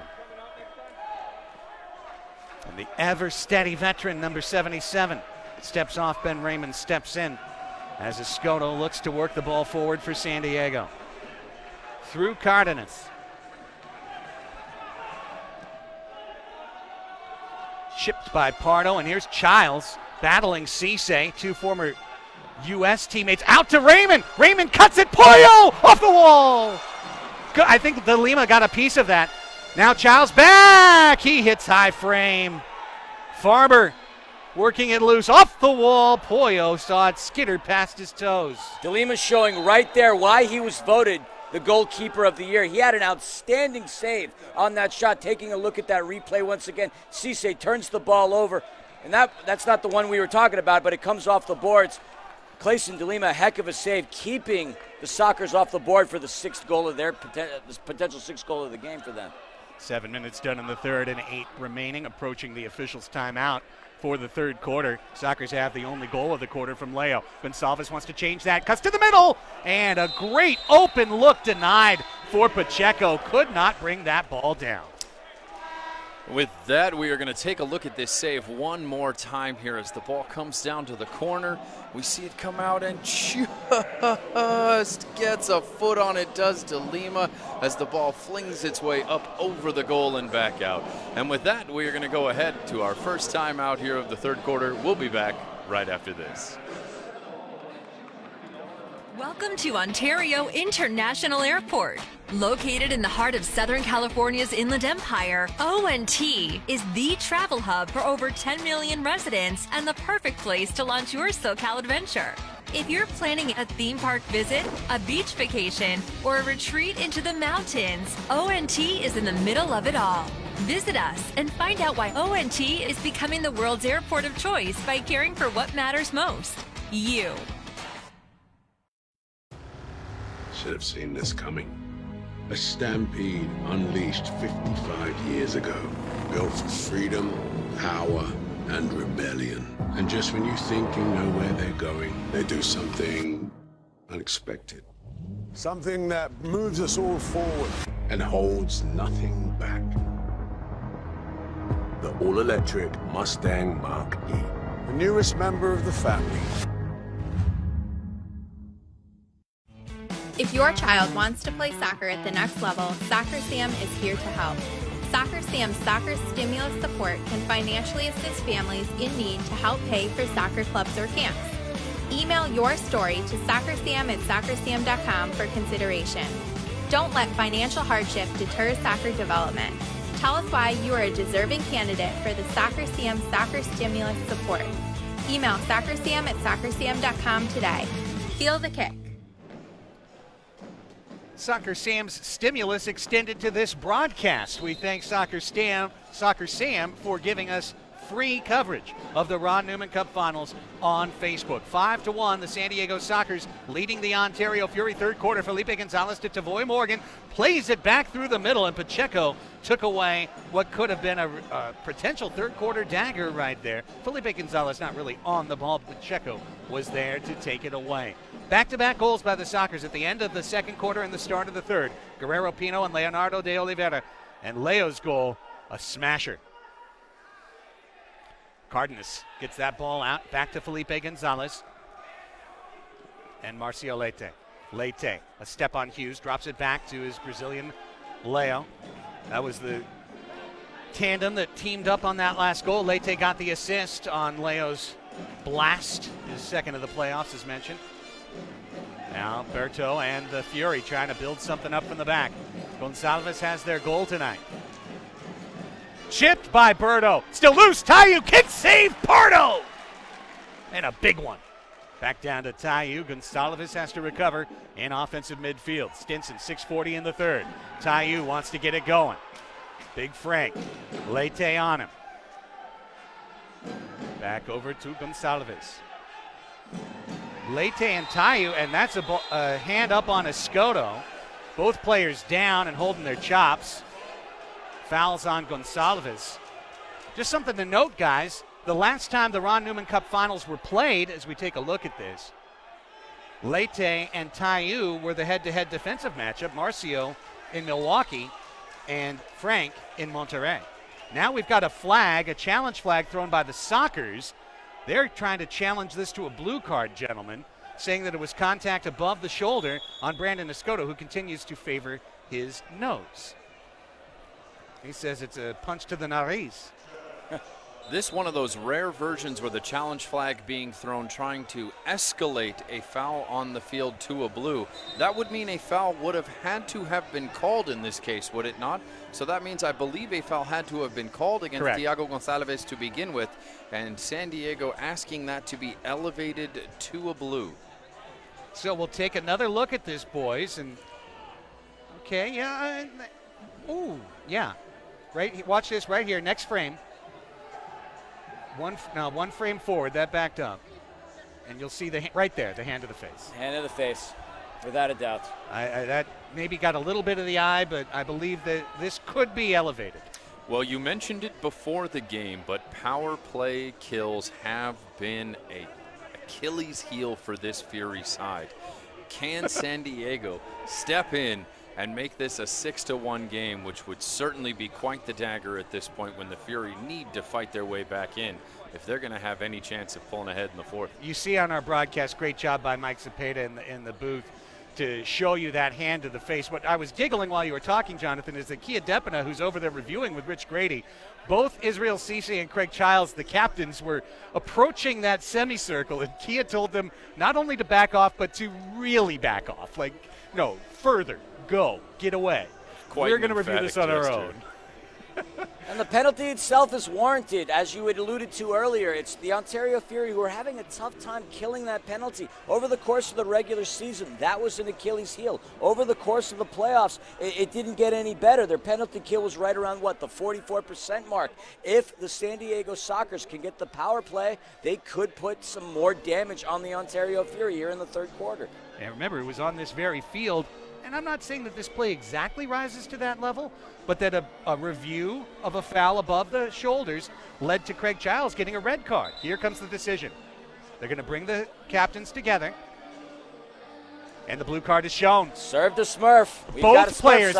Did both players get elevated to a blue? I thought I saw him wave it twice. It looked like both teams are going to be issued a blue here. It did look like perhaps the right elbow did come up as well, too. So perhaps both players taking a trip to the sin bin. Well, do you think that was what Phil Salvaggio wanted when he threw the challenge flag to see Escoto go in on a blue card as well? Well, there's the two of them, and they'll have a little hug and hug it out. And we'll play 4-on-4, boys, for the next 2 minutes. So that challenge flag lands Escoto and Gonçalves in the box, and now we've got 5v5, 4 players on the turf and 2 keepers. 6 minutes and 28 seconds left to go here in the third quarter. San Diego Sockers are up 5-1 on the Ontario Fury. Well, we've seen both coaches throw the flag, neither really getting what they want so far tonight. That's really an unintended consequence. Hey, I think it's a blue card on your guy. I'm going to throw the flag. Guess what? It's a blue card on both of them. Thanks for giving us a chance to check that out, Phil. We appreciate that, and now we'll adjust accordingly. So a lot of space on the floor. Fair to say this is a more important 2 minutes for Ontario? Very much so, a very important 2 minutes for Ontario. 4-on-4, boys, who do you feel has the advantage in this case between the lineups we see out on the field right now? Well, on the field right this second, I'd probably say San Diego, but once you see a guy like a Frank Taillou back out there, that's where he can really go to work, and you're not going to get that shot block maybe on the other end. Here's Morgan on Uzi, and Morgan goes right past him into the corner. Uzi catches up. Minute 45 of 4-on-4 action. Regardless of goals scored, by the way, they'll stay 4-on-4. You don't get to give up a goal and work yourself into a power play. Not how it works. Leo. I think the marching band adding some energy to the crowd, which is a bit restless right now, especially the Ontarians. Cardenas. Keep away works for San Diego right now with a 4-goal lead. Leo all the way up to Morgan. Morgan 1v1 on Uzi. Lovely spin. Morgan pulled. Foul called. Now he was last man in. That could have easily been a blue. However, they're going to give the direct kick and a dangerous one. Perhaps a bit kinder there, seeing as how Morgan did look like he embellished slightly upon what was already a clear foul. I concur with your assessment. The sommelier of soccer, Jonathan Reimer. Among other things. Will it be Leite? Will it be Childs? Will it be a pass? It's Childs. Punched out by DeLima. Ball hovering in the air for a moment. Stinson headed it. Childs will knock it back. 1 minute of 4v4 complete. 1 minute of 4v4 remaining. 5:25 on the game clock as Berto sold out for the steal. He went flying on the green turf. But the Fury do have the ball now. It's DeLima. And it's Berto. Taillou stepping out. Char goes out of this yellow card. Charlie Gonzalez working on Gutierrez. So important to have Juan Carlos on the field. Gonzalez working and tapping. It's Taillou out. It's Palmer. He shoots just wide. Ricocheted off the shoulder of Leite. Gutierrez tried to clear it out off the sideboards. Could not. Tries again. Does better on the second try. Chips it off the bench and down the floor. Beautiful pass to himself off the boards there. Great way to maintain possession and get the clearance. The two men, Escoto and Gonsalves, getting ready to come out of the box in 7 seconds. Back to Berto. 5 seconds on the 4v4. Palmer on the step over. Ruiz steps in, and then Palmer called for the foul as both players emerge. So we're back to 5v5, and nothing happened during the 4v4. Couple shots for either side, nothing to show for it. Back to full strength. Leo, Escoto stepping to the middle. Ball got away from him for a second, and Charlie Gonzalez was able to take it away. Well done. Then Escoto steps in, and they'll call the foul on Brandon. Now both teams are away of challenges now, so we won't see a stopping for something like this, and that might lead players to not sell quite as hard on their calls as well. 4:08 left in the third. Here's Stinson. He's a guy who can unlock this game in a hurry. Back to Gonsalves. Thiago, tipped by Gutierrez. Gutierrez wants to run. Farmer, chipped, long ball forward. Gutierrez waiting for it. He's got it. 2 men around him, though, so he makes the smart play and turns back around. Christian Gutierrez playing with more confidence than he has at any point in his 3-year San Diego Sockers career.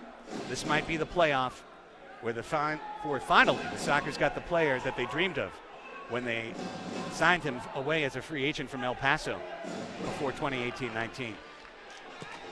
Pino forward looking for Childs. Uzi stepped in, read the play. High boot by Leo once and twice, and a third time to bring it down. He's so nifty. It's just crazy to watch, guys. Some absolutely beautiful footwork on display tonight from both sides. Childs nudges it toward DeLima, who has to play it with his toes. And back over to Uzi. 3:07 left in the third. Fury need a goal. Pino lifts it slowly to Gutierrez, and Escoto chipping. Open space, but nobody there except for the Furies' Jeff Hughes, the former Soccer. De Lima off the wall. Cisse reads it. Back to Hughes. Soccer's showing pressure for the first time all game, bringing the press. Leite is going to step up and get the steal at midfield. Gutierrez bumped off the ball. Good physical play by Israel Cisse. Now it's the King, Tayu. 2.5 minutes in the third quarter. Only one goal at the 2:25 mark of this quarter. Leonardo de Oliveira testing the strength of the metal pipe at the back of the Ontario net. It held, but just barely. It's unbelievable the fact that a team that averages 7 goals a game is being held to 1 with 2 minutes left to go here in the third quarter. Almost 2. Chargo misses by about 6 inches. Gonsalves, and now it's Stinson straight away. Stinson with a chance, puts it into the middle, looking for Tayu, deflected out. Gonsalves keeps. 2 minutes left in the third quarter. Tayu saw that one jump past him. Now Pardo waited to grab it on the goal line. That seemed exciting. And out to Pino. Little nerve-wracking if you from the booth. The counter's on here, but Rich Grady kind of interrupted it. Now it's Pino in the middle and waiting for Escoto. He hits the inside of the right post and can't bring the joy. And now he's going to be shown a card for an elbow. Brandon Escoto gets the blue card, and he deserved it, folks. Yeah, boarding's going to be the call there. Definitely both officials on the field bringing that blue out awful quick. We watched the replay, and, honestly, love to see the replay earlier because it looked like the San Diego Sockers may have scored the goal. Looking at the fans behind the goal, they really thought that that was going to be the case, and that's probably what the officials are going to check right now. So Escoto thought it was a goal. I thought it hit the inside of the right post. Now, I got to say, just like Leo, we're not at a good angle for that eastern goal in terms of seeing that particular edge. Let's look. And of course, goal, no goal is the decision of the officials to call. Hard for us to see there. Okay, maybe on this angle. Very difficult to see. Still from that angle. That could be. And that's no goal. No, that is no goal. It did not cross the goal line. I repeat, it did not cross the goal line. Great job, Mike, again, and the crew, Mike Zepeda and our SCCS crew. Inside of the right post and out. We called it exactly right at the time. And Escoto gets the penalty. And now, is this, gentleman, I speak to my Fury announcer to the left and to the right, is this a must score for Ontario? Every opportunity that they get the ball, Craig Elston, is a must score. Over the course of the regular season, their power play was at 25%. They upped that ante over the course of the playoffs to 38%. If the Fury want to get back into this game, they need to punch that ball into the back of the net right now.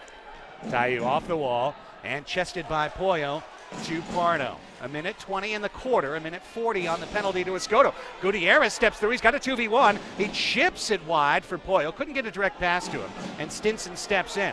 Pollo gets it away from him. And the Sockers trying to play a little keep away with the first 30 seconds of this man advantage. The first for either side tonight in terms of a 5v4. Sockers have killed 2 of 4 penalties in the playoffs. They were number 1 in the league in the regular season, killing 10 of 13. Well, the theme of this story so far has been San Diego's defense. Does this chapter play out the same as well? Now, is a 4-goal lead in the fourth quarter insurmountable? No. No. However, it's tough. As these two teams showed us. What a tackle by Stinson, who then goes down. And let's see what the call is here. I mean, that could be a blue. That's late. Ooh, but he didn't touch him. Look at the replay, folks. He did not touch him.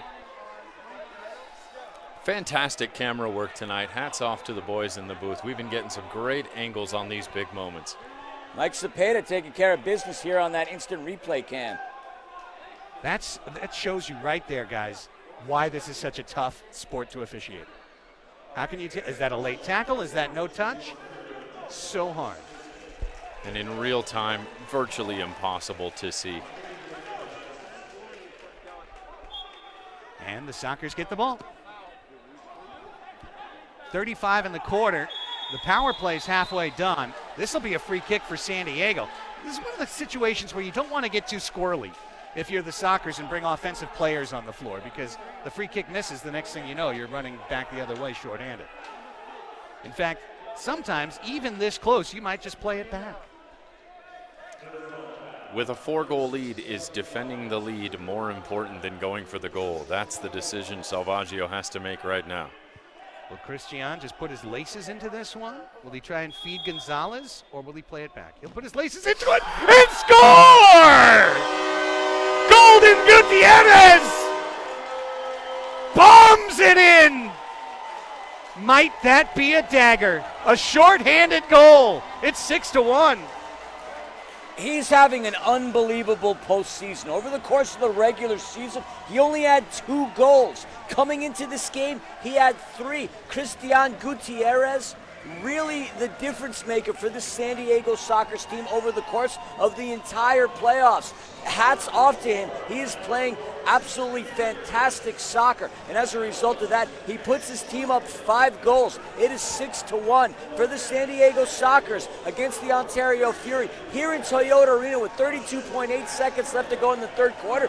This has become a much bigger hill for the Ontario Fury to have to climb to get back into this ball game. Well, guys, I'm just going to lay it out now. I think it is now a must score.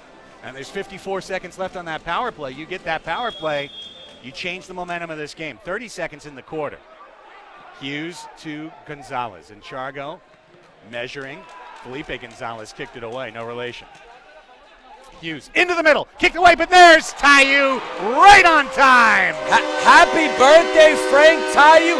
That is the goal that the Fury faithful have been waiting for. We were wondering if Frank was going to score on his birthday. Looking at that replay again, there was a shot by Hughes. Frank Tayu there to pick up that ball. There was a save, and he punches it in well above Pardo's head. And that was another goal that the Fury needed to punch in. Power play goal that occurred. It is now 6-2. 19.4 seconds left to go in the third quarter. The Fury are only down by 4 with plenty more time to go.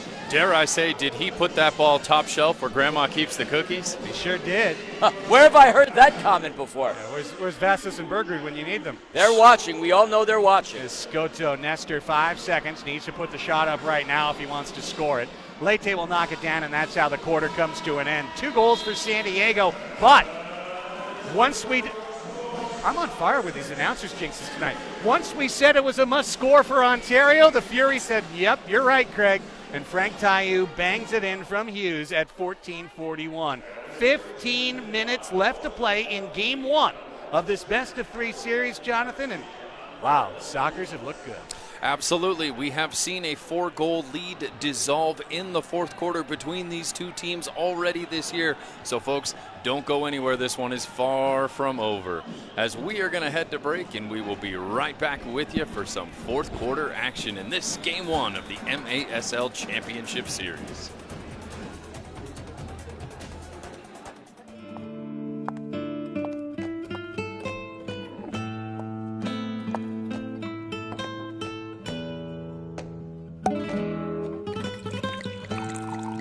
Califino Tequila. Disfruta lo fino de la vida. Usa el código SOCCERS30 para su descuento del 30% en su pedido. Compra ahora en califinotequila.com.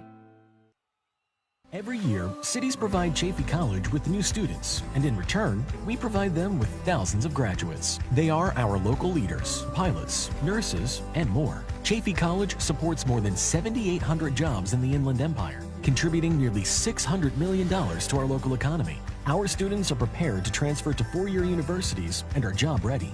Chaffey College has been named one of the top 10 community colleges in the nation.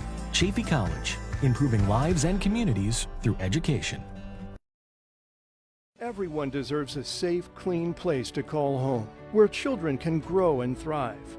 At National Community Renaissance, we are addressing our nation's housing crisis, building in tough neighborhoods and creating communities that support academic achievement, economic mobility, and improved health. With an integrated team of professionals, National Core is transforming lives and communities in California, Florida, Texas, and Arkansas.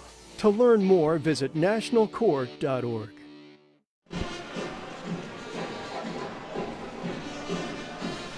And we are back here getting ready for fourth quarter action. San Diego Sockers maintaining a 6-2 lead.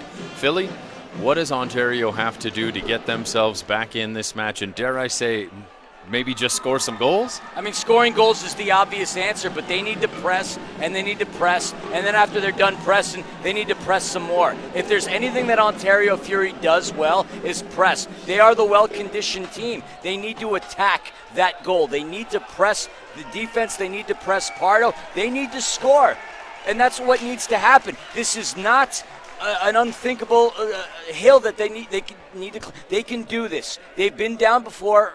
They've been down 4 goals. They can do this. It's 6-2. There's still 15 minutes left to go. This game is far from over.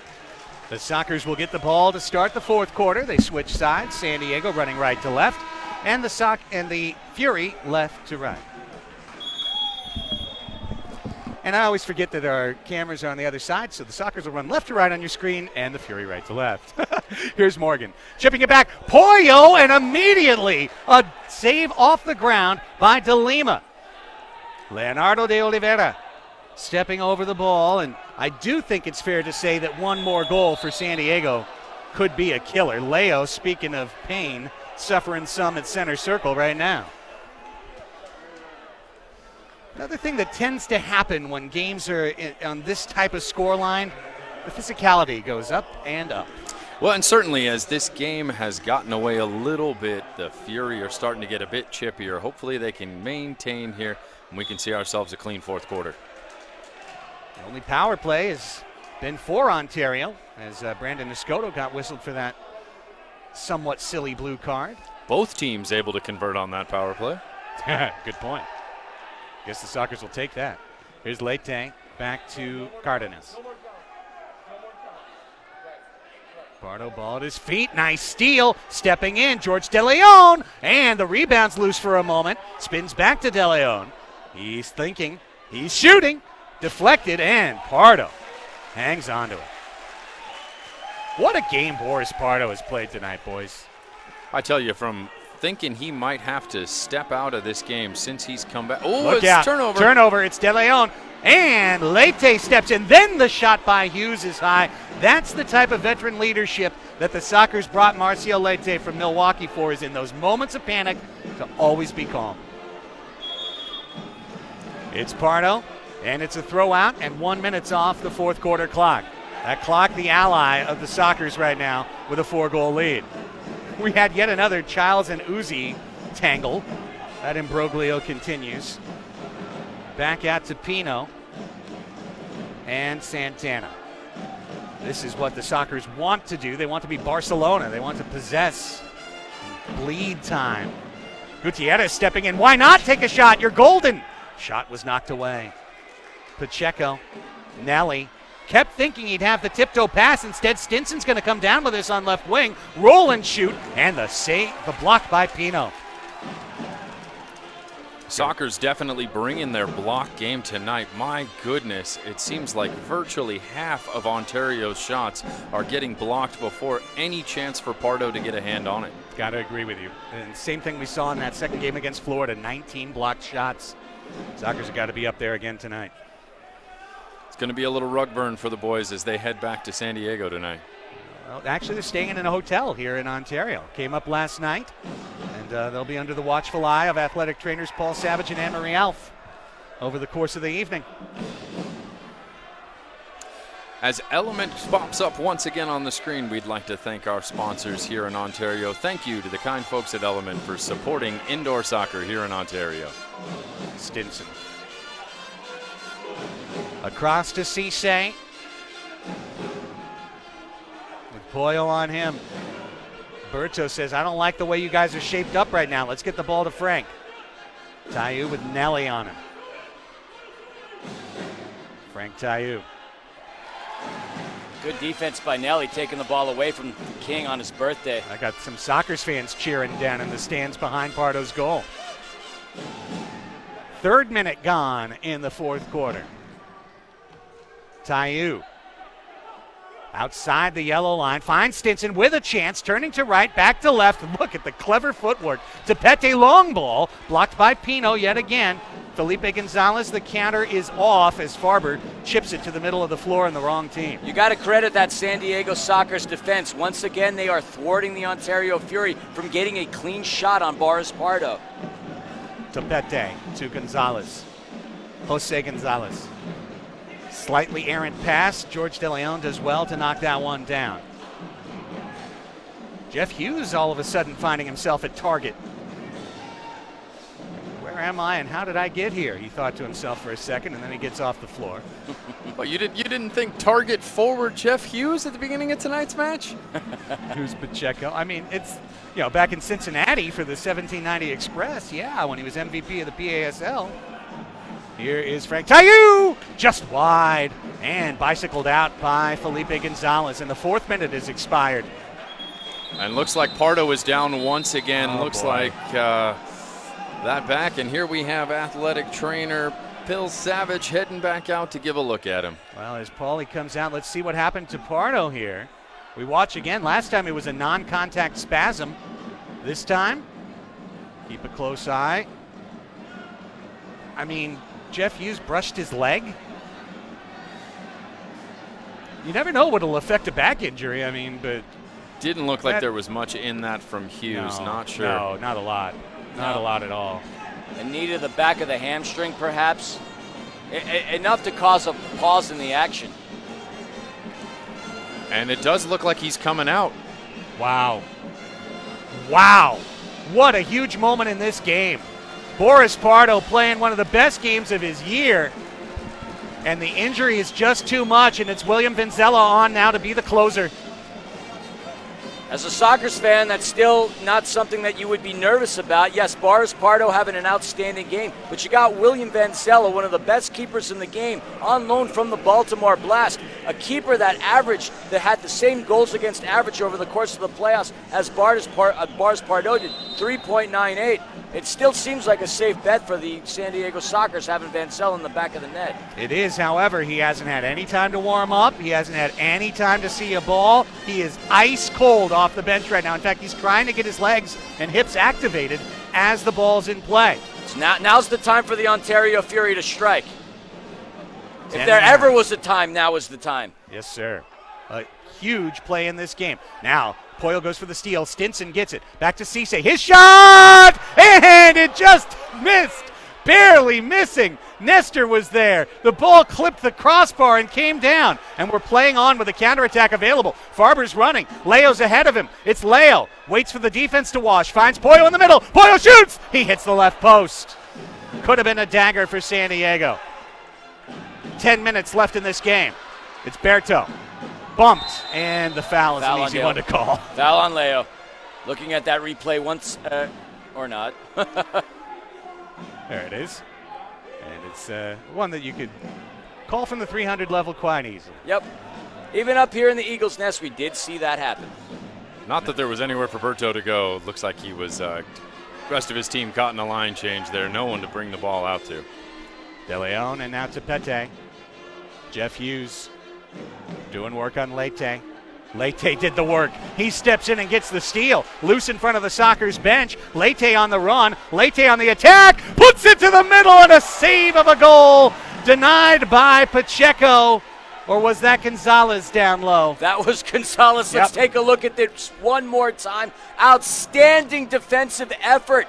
That easily would have been the 7th goal of the game for the Sockers. The Fury are still in this one. What an unbelievable defensive effort by the Ontario Fury. Outstanding work by the young man from Lancaster. Now Childs from Pino. Trying to give it to Pino through the legs of Gonzalez. Pino stepping in. Chipped away.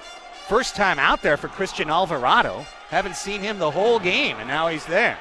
Here's Venzela in his box to Raymond. 9 minutes left. Venzela on for the injured Boris Pardo at 10:47 remaining in this fourth quarter. Pardo playing a tremendous game tonight. Was down with a back injury in the second quarter, and then after getting brushed there, it looked like it affected him once again. We'll have to get more information on that after the game. But right now, what's at foot for the Fury? They need to score, and they need to start thinking about 6 attacker as well. Time not on their side. 8.5 minutes. Cisse plumbs the middle. Pacheco on the edge. Working on Farber. Gutierrez right there. And Berto Palmer, the defender of the year, back over to Cisse. Cisse with those step overs. Brings all of his different skills out of the bag right there. Now De Lima, who can cross midfield if he wants to in the fourth quarter. Out high to play the ball. The 7th minute walks off into the Ontario night here in the fourth quarter. And we are under 8 to go in regulation. Soccer's seemingly in control. Things can change in a hurry in this sport, and we've all seen it. On multiple occasions, over the course of the regular season and the playoffs. With these teams. So, no reason to assume anything is in the books right now. However, one thing is in the books, that first half of the fourth quarter. And Jonathan, it's time for the last break of the game.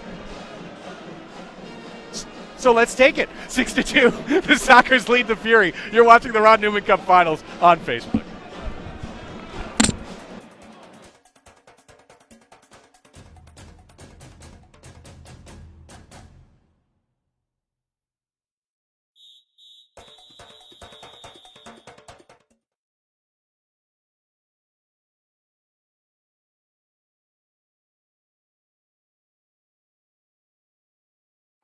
That is here to bring to you the Ontario Fury action. The self-proclaimed beast from the East, I am Christian Philly Filament.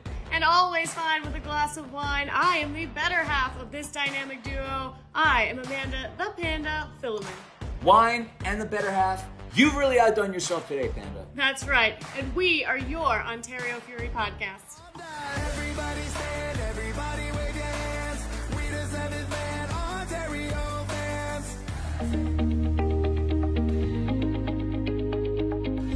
Dr. Fantasia has been serving the Ontario community since 1984. Dr. Fantasia and his clinical staff are the official chiropractors of the Ontario Fury.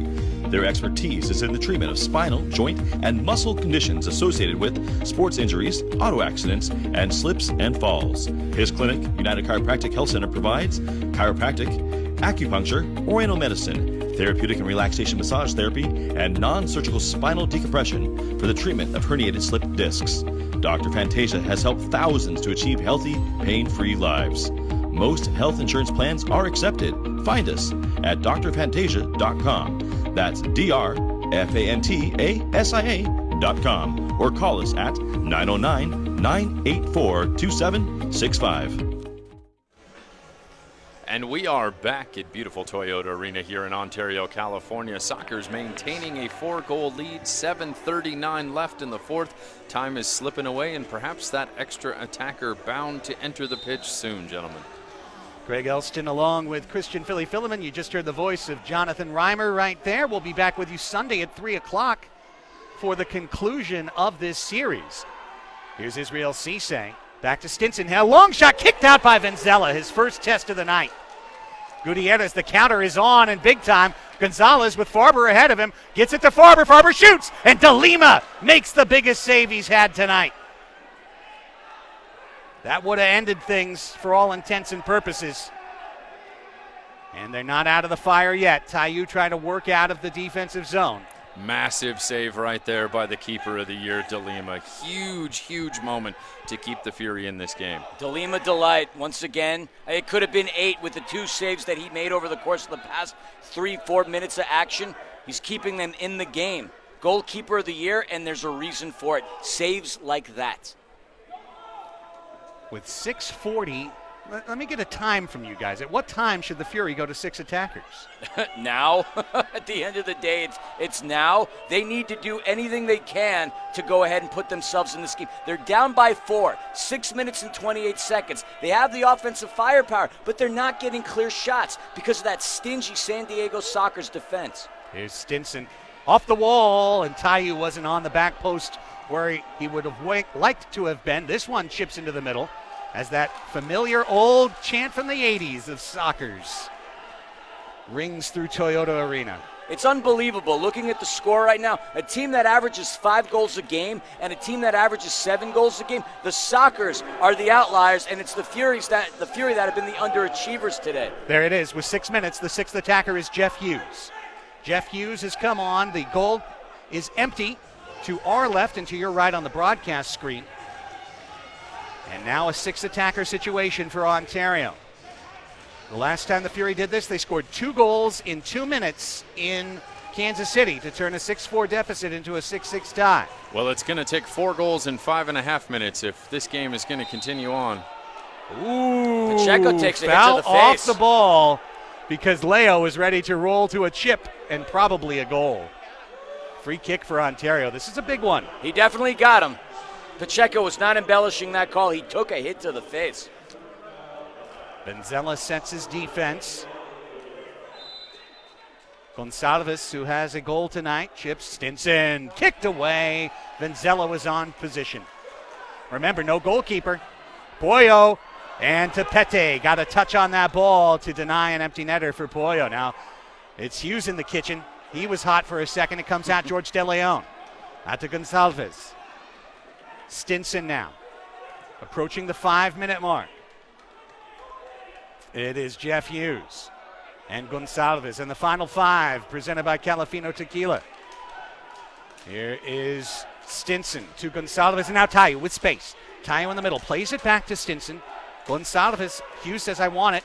Tayu says, I want to turn and shoot. Gonsalves back out in the corner, George De Leon.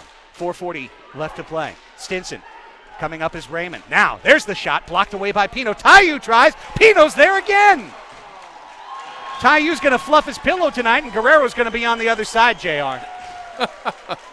Wow, these blocks tonight have been sensational for the Sockers.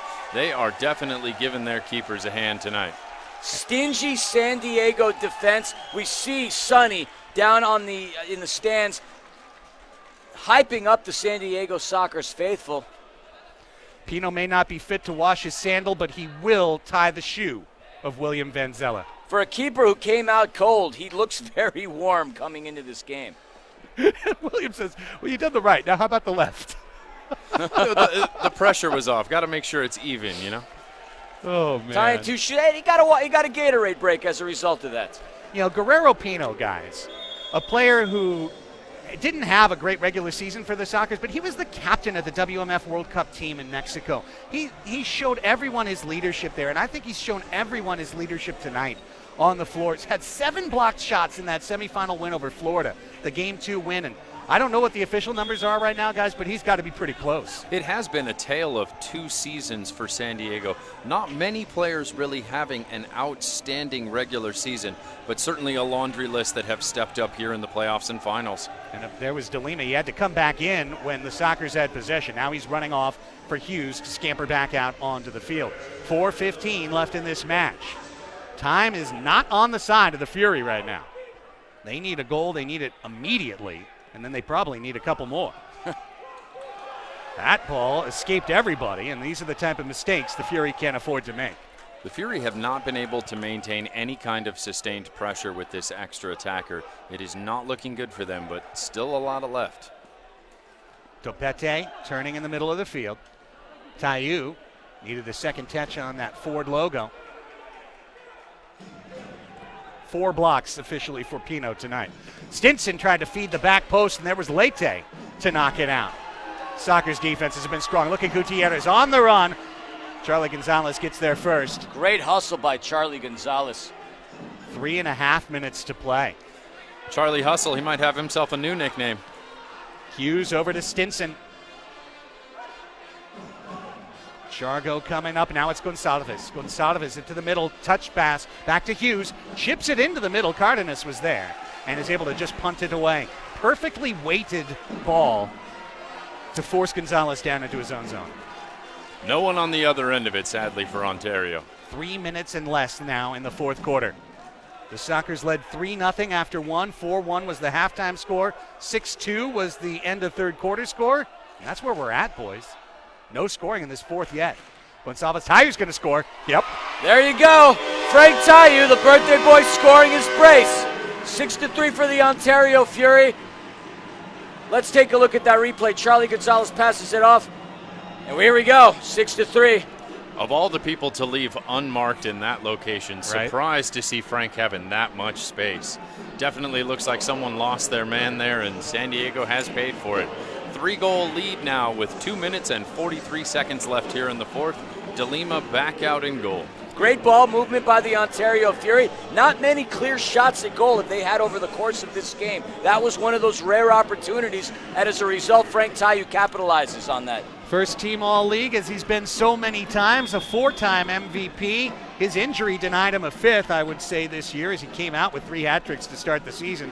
Pretty much everyone gave him the MVP, and then he got hurt. Poyo. Ian Bennett, though, having himself a heck of a season. Deserved it. I voted for him, too. I mean, he was tremendous. Here's Leite. 2.5 to go. DeLima back in the net. 6-3 San Diego. And, of course, on the Fury, it's all about just getting possession back, which they just did as William Venzella makes an unforced error. That turns everything around as the Sockers now have to retreat into their own zone. And the 6th attacker, Hughes, comes out. 2:20 left. Tayu back out, Stinson out. All these guys have played very long shifts. Gonsalves to Tayu. He'll keep going till the buzzer. Hughes. And now Charlie Gonzalez. Juan Carlos Charlie Gonzalez. Shoots, blocked by Gutierrez. Spun by Stinson into the attack. Hughes will track it down, and there's less than 2 minutes to play in the game. De Leon. Stop and go. Back to Gonsalves. Now Charlie Gonzalez. Tipped away. Poyo. Hughes is there. High in the air. Stays in play. Off the top of the glass. Santana chunks it toward defensive midfield. 1:40 left in the game. Time is not on the side of the Fury. They may not have enough time to score 3 goals. Only in this sport would it be possible. Jeff Hughes to Gonsalves. They need one soon. Tayu over to Hughes. Hughes putting it to the middle, but knocked out by Cardenas. That will not be top of the arc. That's a legitimate block there. Certainly something that we have seen all night from the San Diego Sockers. 85 seconds left in this one. We'll have an interview downstairs with one of the stars of the game once the final 85 click off the clock. Hughes standing over this restart. Plays it out to Gonsalves.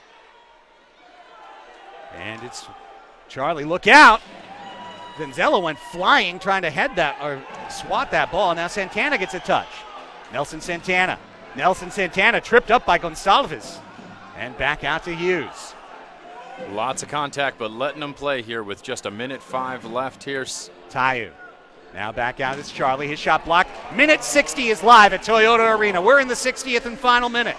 6-3, almost 6-4, as George De Leon scoots one wide. Gonsalves puts a boot into it, blocked by Gutierrez. And Cardenas sees the ball kick off the sidewall. Stinson trying to rescue that one. Little pump fake by Santana to free up the ball loose. The Sockers are going to go up 1-0, folks, in this Ron Newman Cup final series. And best of 3, they're going into the catbird seat tonight. 30 seconds left in the game. Chargo needs to score 3 on this shot. And I don't think that's possible. It's Gutierrez with a chance to chip. Golden Gutierrez, will he score in the 60th minute again? Of course he will. Of course he will. Why not? This guy continues to score goals in the postseason like it's going out of style. Christian Gutierrez. Putting the icing on the cake with 20 seconds left in the game here. You said it, Craig. San Diego has this one in the bag. This game is over. It is a 4-goal lead with 20 seconds left in the game. It is really just a matter of semantics from here on out. What an effort by the San Diego Sockers tonight, playing their best game of the year, hands down. Unquestionably so. Ever since that Dallas game, this has been the team to beat. They've been undefeated since they beat the Dallas Sidekicks 9-4. They got hot at the right time, and they're taking care of business right now. They scored the same amount of goals that the Ontario Fury average.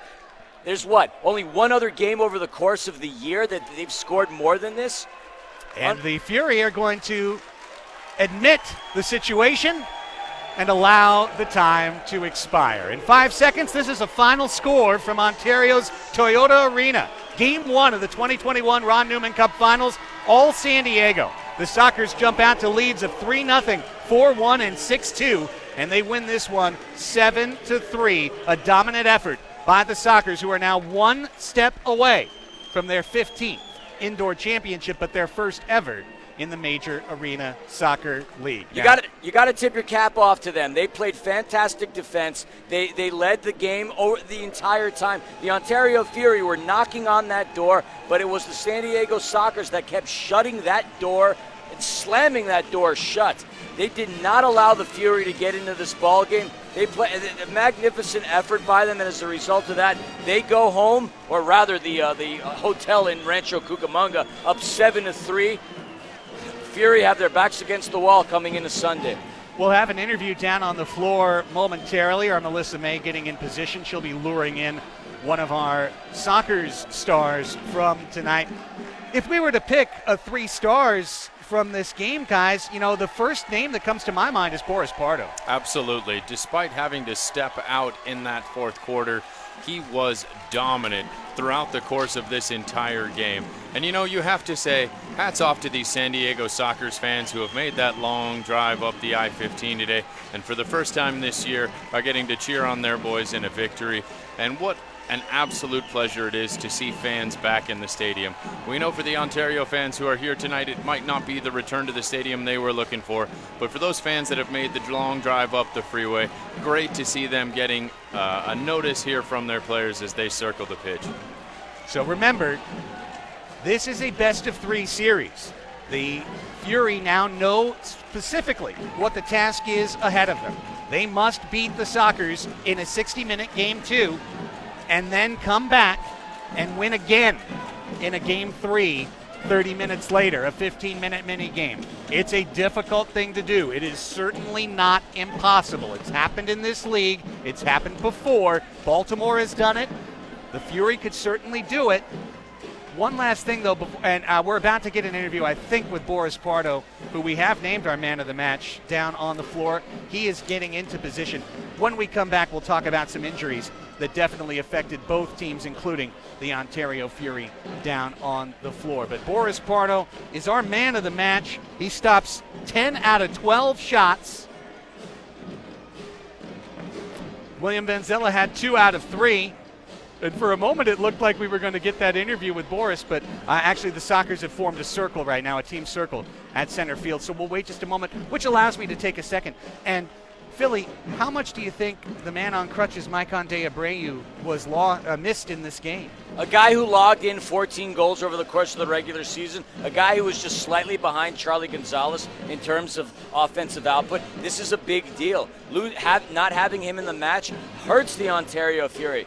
But look, again, hats off to the San Diego Sockers, but the series is not over. It's eerily reminiscent of what happened in 2017 when the San Diego Sockers took that first game. The Ontario Fury. Look, my thought is as follows. If they can take the second game, they are conditioned enough to take the mini game as well. Let's go downstairs now. Melissa's standing by with Boris Pardo. Boris, Soccer's defense has been the name of the game throughout the regular season. How proud are you of the defense tonight? Unbelievable for as a team effort that we kept them down that low. They're probably the highest-scoring team in the league, right? The firepower they have. So that's just been what we've been focusing on throughout the playoffs. Defend, and we're good enough to score. We keep a team 2 to 3 goals, and we're good enough to get some in the back of the net. So it worked out tonight. You had a very impressive save percentage, just over 83%. How proud of you are you of that stat? I mean, you want to keep them. That's my job as a goalkeeper. So I'm just doing the best I can to help my team. Switching over to the offense, 6 different players scored for the Sockers today. How proud of you are you of the offense today? I mean, every single one of these guys can score at any moment. That's why I love this team. That's why we're one of the most dangerous teams in the league. Very proud of our performance, but the job's not done yet. Of course it's not, and I saw all of the players head over to the soccer sideline today. How important or motivating was to have fans in the stands for you tonight? I love our fans so much. It's just been a tough year that they weren't able to come out and support us, but I'm really happy that we're actually brought it back here to the West Coast and give them a good show. How do you take this momentum from tonight's game into Sunday's game? Nothing changes. Nothing changes. We're going to stay with the same game plan. Work hard defensively, be steady, use our veteranship and our trust in each other to get through this next game. Awesome. Thanks, Boris. Congratulations. Back to you up in the booth. Melissa, thanks, and to both you and Panda, great job downstairs. Can't wait to reconvene this broadcast crew on Sunday. But tonight's broadcast comes to an end, gentlemen. The Sockers over the Fury by a 7-3 final score. And Jonathan, some final thoughts. You know, I think what we saw tonight was a Fury team that lacked the intensity that we have seen from them throughout the course of these playoffs, and a San Diego Sockers team that absolutely came with their shooting boots tonight. A team that has struggled to find the offensive side of the pitch to their advantage throughout the course of this regular season certainly found it this evening. And a team in Ontario that has been scoring goals left and right. With the absence of Maiconde Abreu, found it very hard to find the back of the net tonight. Philly, your final thoughts on tonight's match? Look, it is the effort. Again, hats off to the San Diego Sockers. They played an outstanding brand of indoor soccer today, but the series is not over. This is a Fury team that is going to fight and fight to the death. They're in a position that they've never been in the entire history of their franchise. You're going to look to see some offensive firepower on Sunday, and they are going to bring it. Yes, losing Maiconde Abreu is a backbreaker for them, but there is no reason why they can't come out on Sunday and take care of business. The Sockers and the Ontario Fury. This was an entertaining one, and it got started as we show you our final game highlights with Craig Childs' goal at 2:44. The captain's only voice of the game, but it was the first one, and that's often how it works. How about this pass to Voy Morgan, and then the delicious little chip by Brandon Escoto. Absolutely cheeky. Now, what? And then just a screamer there from Pollo. To make it 3-0, just another great golazo by Iran Pollo Ruiz. 3-0 at the end of the first quarter. Thiago Gonçalves gets the Fury on the board to make it 3-1, and this was a second quarter dominated by Ontario. Without question, their best quarter of the game. They outshot the Sockers 12-3. It looked like they might get 2 or 3 goals in that second quarter to really turn the game around. Instead, this back-breaking play. I would say the play of the game. After 12 minutes consecutive of Ontario possession, one counterattack is all it takes to erase all that good work. Marcio Leite taking 2 players out of the play with his dribbling, and then the give and go, Morgan to Pino, who nods home that halftime fourth goal to make it 4-1. Truly, when you think about the inflection points of this game, this has to stand out. And it was quite a tone setter for San Diego as well, who had struggled to string passes together at this point, and for them to link 4 beautiful passes there and head that right into the back of the net. And despite the fact that the Ontario Fury outshot San Diego 2-1 today, 36-18 the final numbers, San Diego comes out on top 7-3. Gentlemen, it's been a pleasure to be here with you sharing the booth tonight. Can't wait to get back to this Sunday afternoon. And all of you out there in Facebook land, as Philly stated, this is far from over. And we can't wait to see each one of you back with us in a couple days. Go ahead, take Saturday off, recoup, and get ready for some wall-to-wall action coming at you Sunday. So on behalf of Craig, Philly, and myself, thank you, everyone, for watching tonight. Have a wonderful evening, and we can't wait to be back with you on Sunday for some more MASL action. Our final score, the Sockers 7, the Ontario Fury, and for Jonathan Reimer and Christian Philly Philemon. I'm Craig Elston saying now, so long from Toyota Arena. We'll talk to you at 3 o'clock on Sunday.